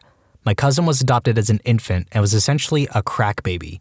She struggled with some developmental issues and has a low IQ compared to most, but she can still live on her own with little to no issues. She, a white woman, married a Latino guy, really dark brown skin, several years ago, and they had a son together who has dark hair, dark skin, and dark eyes. He is easily identified as their son. The real trouble happens years later. Her husband, who we'll call Javier, has some IQ issues of his own. Just a little slow when it comes to tasks and reasoning. Anyway, Javier is in the military and gets deployed internationally for about 6 months. When he comes home, his wife is 4 months pregnant. You do the math. He still believes the baby is his own, even after it's born with pale skin and blonde hair and blue eyes. If that wasn't bad enough, it happens again 2 years later with another baby. Same blonde hair and blue eyes. Everyone knows she slept with a different man. It was actually her high school boyfriend, but Javier still thinks the children are his. It's kind of sad, but at this point, there's not much you can do. He has raised the kids as his own. I'm a nurse, but this didn't happen to me. A friend of mine got pregnant in high school. She claimed it was our local doctor's son's kid, so he agreed to deliver his grandchild for free. Child delivered, and it was obviously half African American. Doctor's son and girl were both white. I think he still delivered it for free as he was relieved his 14-year-old son wasn't a dad. I'm too young to have witnessed it, but back in the late 50s or 1960, my uncle had an affair with a woman who later divorced her husband and became his wife. She had 2 children with her first husband, or at least that was the official story that everyone maintained. However, it was extremely obvious, based on appearance, that the second of my aunt's 2 children while married to her first husband was my uncle's biological child. She looked nothing like my aunt's first husband or her older half-brother, and exactly like my uncle. As the years went by, the pretense was dropped and was never mentioned again. Both my sons came out with barrel chests, red hair, and huge hands and feet, so they look exactly like me. My wife looks at them all loopy on drugs and says, "That's not my kid!" The whole room went silent for a minute, and then we bust out laughing. My wife has a wicked sense of humor. My sister got pregnant in high school and later met her now husband when she was 5 months pregnant. She is white and boyfriend is black. The baby daddy was white and not present. I was with our entire family, including my now brother-in-law, visiting the baby. My sister was still in recovery from her C-section. Brother-in-law picks up my niece. The nurse looks at him and says, she should darken up in a few days. We all had a laugh. We knew he wasn't the father, but she didn't. I always wondered if she felt bad or assumed adultery. They have 2 more girls together and he was able to adopt 3 years later.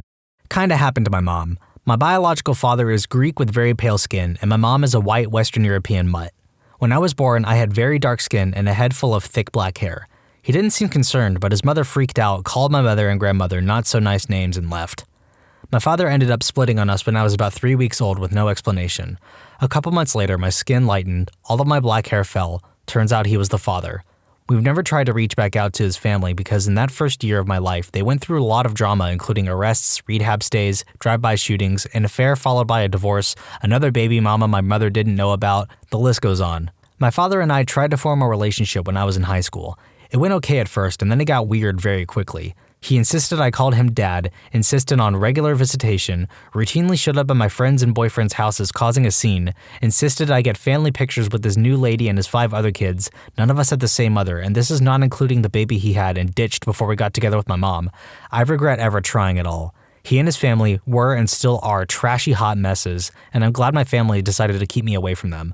Cherry on top, he was working for my now husband's parents when my husband and I first met. Once his parents found out who he was and what had happened, they fired him so I would never have to run into him at their business. He had it coming anyway, so they were glad to finally stop making excuses for him and let him go. I was doing epidurals in residency. This Caucasian couple was a more rural part of the country, and they don't look or sound particularly educated. Anyhow, wife is particularly antsy, asking when she can go home even though the baby isn't out yet. Husband looks bored and uninterested, like he's been there a whole bunch of times. I usually don't stay in the rooms during delivery, but this one I just happened to be nearby to give more in the epidural because of a tear immediately after delivery. Anyhow, when I got to the room, the wife is holding her eyes shut and doesn't want to see the baby. I look at the baby and he's obviously black. Now the husband is paying attention and he sees what I do. He keeps repeating, "When that baby gonna pink up?" louder and louder. The OB tries to diffuse things by reminding everyone that this moment is critical and suggests the baby should be taken to the resuscitation area in the NICU and that the father should step out while the OB repaired the laceration. We called the social worker and security and I was called elsewhere, so I don't know what happened afterwards, so I can't imagine it was good. I worked as a lab tech before I became a nurse. We had a set of twins in the NICU that were super early and the mom was still in the OR getting sewed up from the cesarean. I was drawing baby B's blood when mom was wheeled over to baby A's isolette. She was crying and said, "Oh, thank God you're not black. I have been so worried the last 7 months." So newborn babies, especially when they're born early, are very pink, almost red. So even if the baby was part black, their skin isn't necessarily dark yet. But looking at these babies, it was obvious they were going to be black. The shape of the face, the texture of the hair, and baby B that I was working on had an intense Mongolian spot. A few weeks later, my NICU nurse friend told me that the babies were now on a no info status, meaning security alert, can't give anyone information about them, can't refer them by name, etc. She said there was a huge fight because the mom's husband, white guy, obviously noticed that the babies were half black and that the mom cheated on him and got pregnant. The real dad, black guy, came in and didn't realize the mom was even married. These poor babies. I had a test done on my son when he was about 7 months old. Baby mama constantly told me he wasn't mine, but then came after me for child support. Got the test done and he was mine. So I hired a lawyer and we sat and chilled. 4 months later, she's arrested on charges of distribution of meth where my son lived, and he's been with me for the last 8 years. Now she pays me child support. Edit. I was remembering events wrong here. I got my kid when he was 11 months old after the Department of Homeland Security did a random stop drug test on her and she failed for meth. I then started a 2-year battle in juvenile court to not allow the state to reunify with the mother. I finally got juvenile court to release my case to district court, where we fought for actual custody. During our district court battle, she took my son for a visit, and I got a call from the cops in a city an hour away that she had been arrested on a domestic with her boyfriend at a hotel, and they searched her and found needles and meth paraphernalia. That was the last time she had him unsupervised. We went about 2 years of her barely calling, seeing him once a month for 10 to 20 minutes, until she finally got arrested on attempt to distribute meth charges. She got out on bail and was arrested for it again 3 weeks later. She spent 3 years in state prison and has been out about 8 months now. She appears to be clean and just gave me $100 for extra child support yesterday. She's only court appointed to pay $52 a month. So we're giving her a shot, but she is still and will remain on supervised visits for a long time. The whole fiasco has been such a blur, it's hard to remember exactly when, what, where happened, especially after 4 to 5 years of really not having to deal with her. At the time, it was utter crap though. She punched me a couple times, lied under oath, sent me threats, inappropriate photos of her with other men, the list goes on and on. I've really tried to put a lot of it behind me and forget about as much of it as I can to try and help me forgive her so she can at least be somewhat a part of my kid's life, because that's what he wants. I just watch her like a hawk now. I had the opposite happen, sort of. My wife and I are both brown-skinned, dark-haired, half Mexicans, and our moms are both 100% white blondes with blue and green eyes. So we sort of knew it was a crapshoot with our baby, but the nurse who was assisting with delivery had no idea. At one point, she gets sort of nervous and calls for help, and another, I guess, more senior nurse came in and nodded and came over to talk to me. I thought there was something wrong with the baby as she comes over and stumbles through some questions. So I was father and no one else was coming, etc. Then finally, she awkwardly asks if either of us happened to be blonde growing up. I said, yeah, I was. And both the baby's grandparents are blonde as they come, and this wave of relief went over her as she brought me over to see this blonde-as-heck crowning baby head. It's funny because he looks just like me if you applied a Gringo Instagram filter. We often get awkward questions about his heritage, and my wife always hits them with, yeah, we're not sure if he's mine. It's always funny to see people nod for a moment and then go, wait, what? Not a medical professional, but I know of a related court case that made it to the state's highest court. Black guy and white woman are married.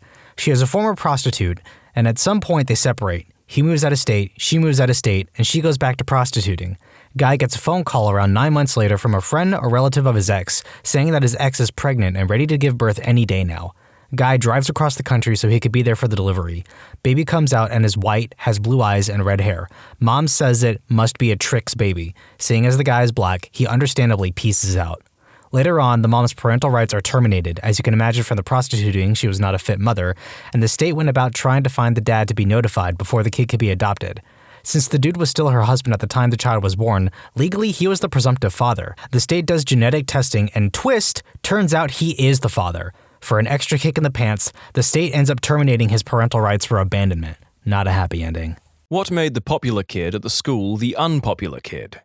My partner likes to tell the story of how she became the unpopular kid at school. She was about 6 or 7, so primary 2 here in the UK, and a trend kicked off in her class of eating dog biscuits. All of the kids were stealing dog biscuits from home and eating them at break time. Unfortunately, she didn't have a dog and just had to eat normal human biscuits at school. She was ostracized every break time for it. Peer pressure is weird sometimes. He thought it would be cool to bring a loaded BB gun to the school and got the cops called on him by another student. One of the kids at the school lived with his grandma because his parents died. PP Head and a group of his mates started harassing the old lady whenever she came to pick him up. Principal was reported this, and they ended up getting expelled altogether. I don't know if they could be considered kids at the school anymore, but I approve nonetheless. She made fun of a girl with cancer, made a joke like, "Why don't you ask your mum to buy you a wig? I can see your scalp." And overnight, she was the least liked person in the school, and 100% deserved it. He recorded himself shoving carrots, cucumbers, and a bottle of hot sauce up his caboose in the back of a van. Then someone found the video and shared it with the whole school. A popular guy in my year peed himself during an exam in our gym hall. Unfortunately for him, the biggest butthole in our year was sitting directly behind him. He immediately stood up and yelled, "He peed himself!" He proceeded to get teary-eyed and say, "It's my energy drink, it's spilled," over and over before the exam supervisor literally dragged him out of the hall. 2 weeks later, he returned to the school the unpopular kid, and kept a low profile for a while until it eventually died down and he climbed the social ranks once more. That is until an episode of The In-Betweeners, a popular TV show in the UK, aired in which one of the main characters goes poopy on himself in the exam hall, and it reminded everyone of what happened, effectively nuking his popularity all over again. A guy at my school got drunk at a party, got naked and inserted his member into a Jim Beam bottle and ran around all crazy-like with it attached, but not having to use his hands. At the time, it was quite a laugh, but it wasn't until a day or so later people thought about how small the opening was to a Jim Beam bottle. So that was basically the end of him. There was one kid in my class who was the son of our maths teacher. He was crazy popular because he was able to help everyone out with their homework for that class. Turns out he was actually snooping through his dad's notes to get the answers. The teacher naturally got super suspicious after a while, so he deliberately made a fake answer sheet. Of course, the kid grabbed it and noted it all down. It was full of wrong answers, so blatant that anyone who even slightly paid attention in class would know they were way off base. The kid handed out the answers anyway, and in an instant made about half the class bomb, and his popularity dropped like a rock as they all accused him of deliberately making them fail. They moved him to another class, and they never had an incident of cheating again. I remember a guy at my school kept on asking to use the restroom, and the teacher kept refusing. Eventually, he went up to a trash can, dropped trow, and took a dump. This was middle school, but nevertheless, folks remember it to this day. And I don't know whether this young gentleman is disgusting or a legend.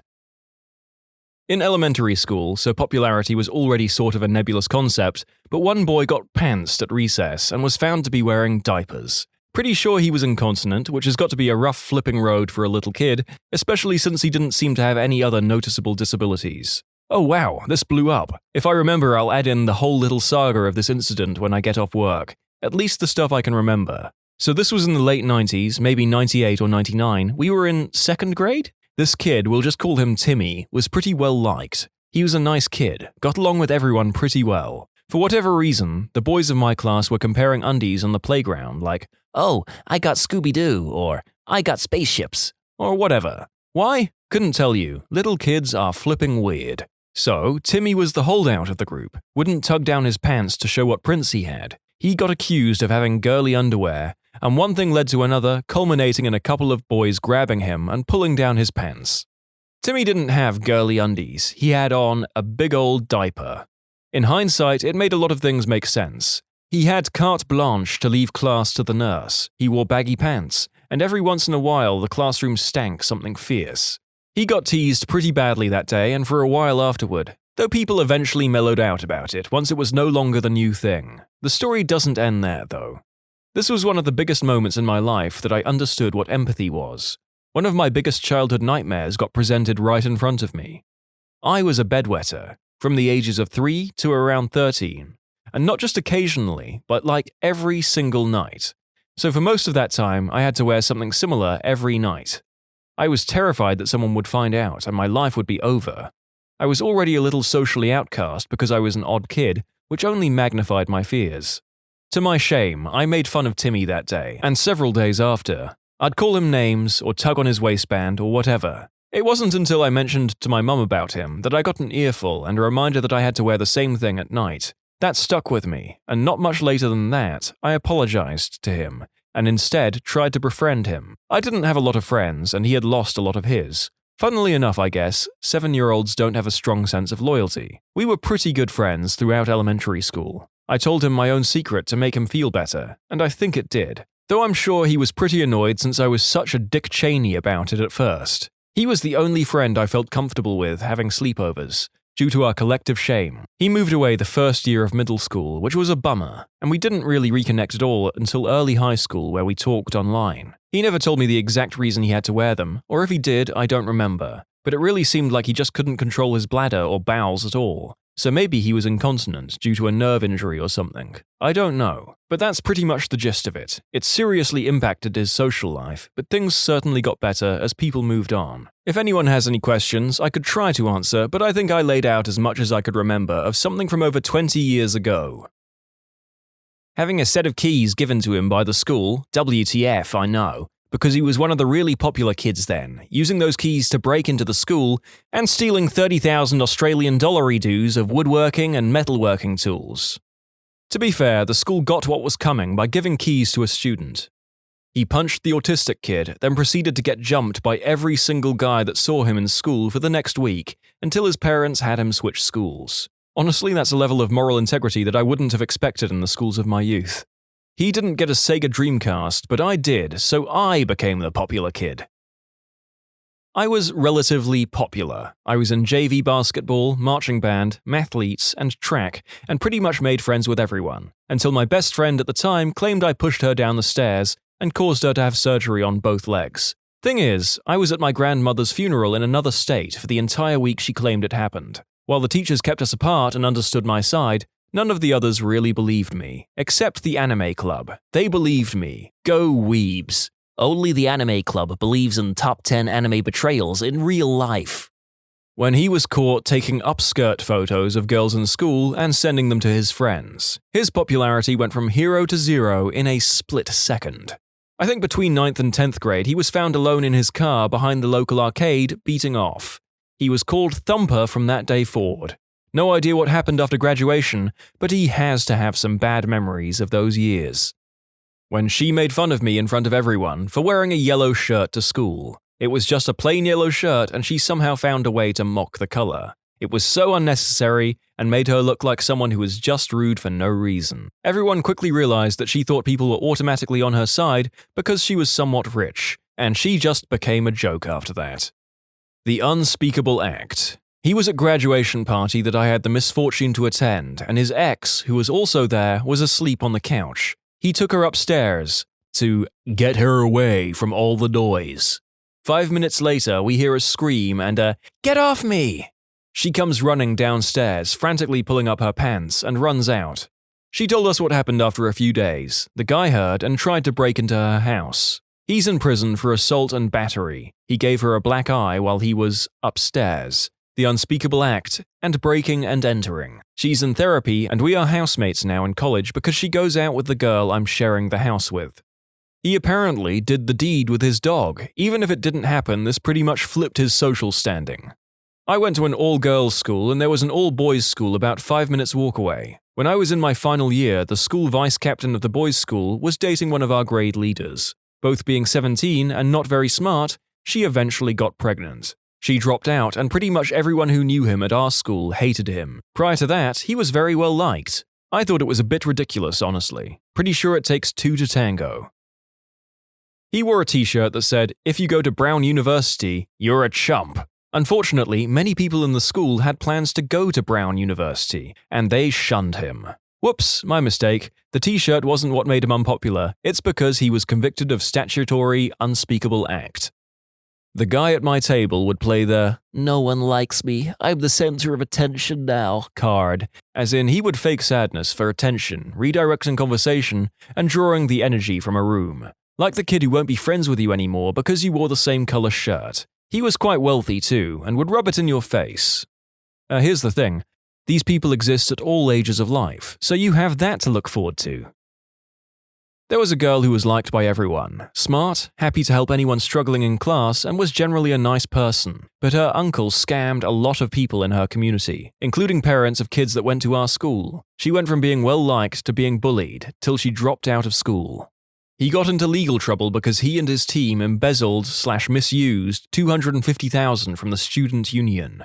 The university kicked him out, stopping paying the annual $2 million to the student union, withhold funds, although that was later overruled by the courts, and revoked the privileges granted to the student union. Earlier this year, they stated that they and students are no affiliation to the student union after 1 year of negotiations. His team was still running the student union because they were re-elected. They brought votes by offering pancakes, waffles, and donuts for those who vote for their party, and had street volunteers that would pressure students to vote for the party. The scandal was revealed by a student party called the Rhino Party back in December 2018. January and February, heads started rolling, and law and accounting firms started getting involved to figure out how much was spent. It was rumored the figure was anywhere from $100,000 to $900,000.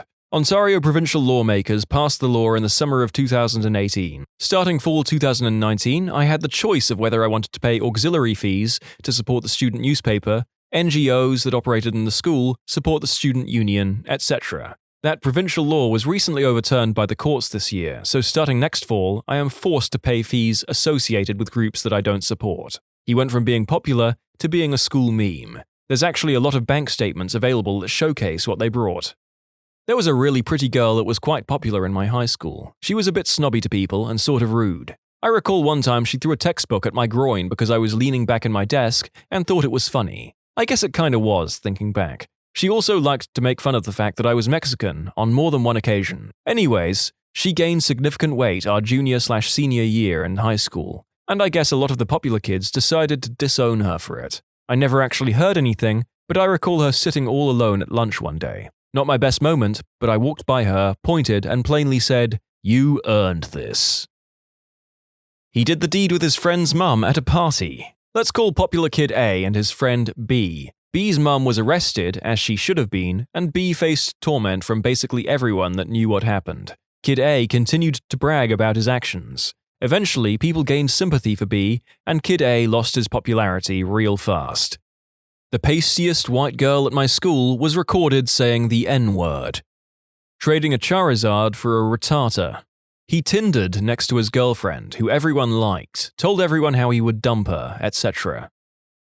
When I was in primary school, the popular kid thought it would be funny to flush the class pet, a hamster called Nibbles, down the toilet. All the kids thought the hamster would have died. He quickly became known as the kid who killed the hamster. He ended up changing schools for another reason. By the way, the hamster survived. I don't know how pipes worked, but I heard the caretaker eventually found him. The school still gave Nibbles away after that. If you're wondering about the kid, he had bad ADHD or something, like he was transferred to a school that specialized in kids with behavioral problems. He has a stable job as a bookmaker, but that's all I know about him. Also, although we were told Nibbles survived, we never saw him again. All we know is that he was given away to a random family. There is a possibility the teacher made that up, as another Redditor pointed out, and Nibbles actually did perish, and they just didn't want to upset us.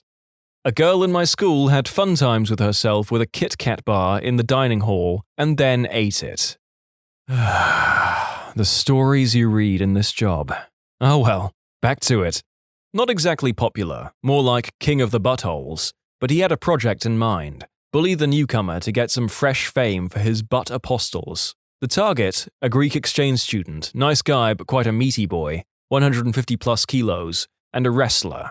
I watched. No effing way I was getting caught in the middle of a flying fist tornado. And my regret as of today is the lack of camera smartphones back then. Bully C-word got his jaw broken and lost 5 frontal teeth, dislocated his shoulder, and got 3 fractured ribs. Legally speaking, he only defended himself and also played his defense on his weight, blaming the bully of making him lose his balance and by doing so, fell on him. It's not entirely false. Bully C-word got back 2 months later, still suffering from his injuries, shunned by his previous peers, stayed about 2 weeks and then never came back. She got pregnant at 17, and the father could have been one of 2 guys, both of whom were boyfriends of her close friends, and neither of whom wanted anything more to do with her. My school actually had a really good sex education, and we knew about contraception from the age of 11. Plus, this was the UK where contraception is free and easy to get, so she couldn't blame ignorance or a lack of resources. She tried for the Woe is Me Act, and nobody wanted to be around her anymore. Since a lot of people are talking about double standards, I'll add that both potential fathers were also ostracized after that. They'd cheated on their girlfriends, both of whom were well-liked, and had been stupid enough to not even use contraception when they also couldn't plead ignorance or lack of access. As for the girl in question, she wasn't ostracized for doing the deed or for getting pregnant, really. The primary reason was that she had slept with her close friends' boyfriends, and again, not even used protection. Plus, when she went around looking for sympathy afterwards rather than just accepting she'd done something wrong, that made it so much worse. She tried to claim it was all her friends' fault for being bad girlfriends, and if they weren't, their boyfriends wouldn't have been interested in her. He didn't exactly become unpopular, but my high school's star quarterback recorded a video of himself putting his digits in his butt, and he sent it to a girl in a neighboring school district. The video got passed around and made its way back into our school, and he got socially vibe-checked.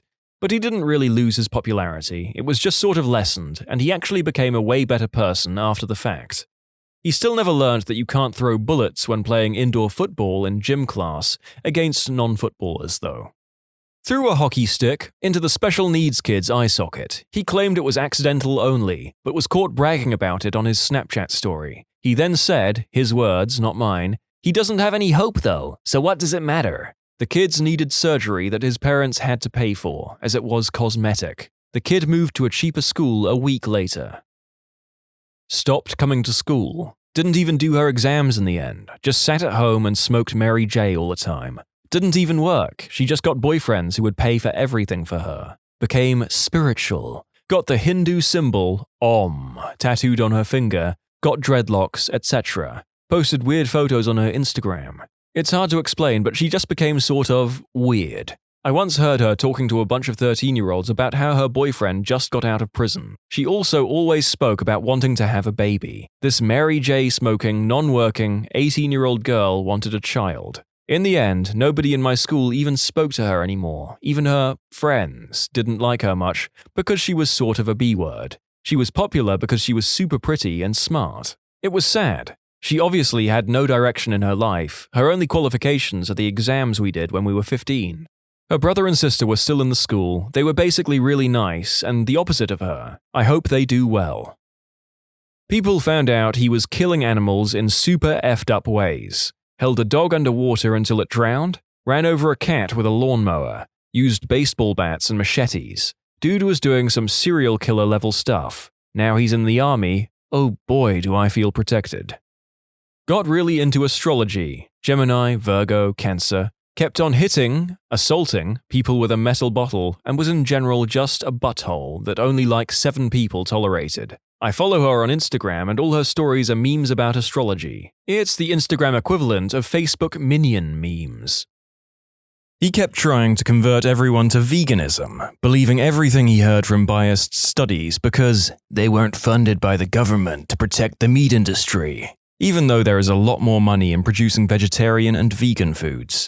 I mean, he said that milk causes calcium deficiency and autism. Pretty cool guy, into a few different hobbies, and was very friendly.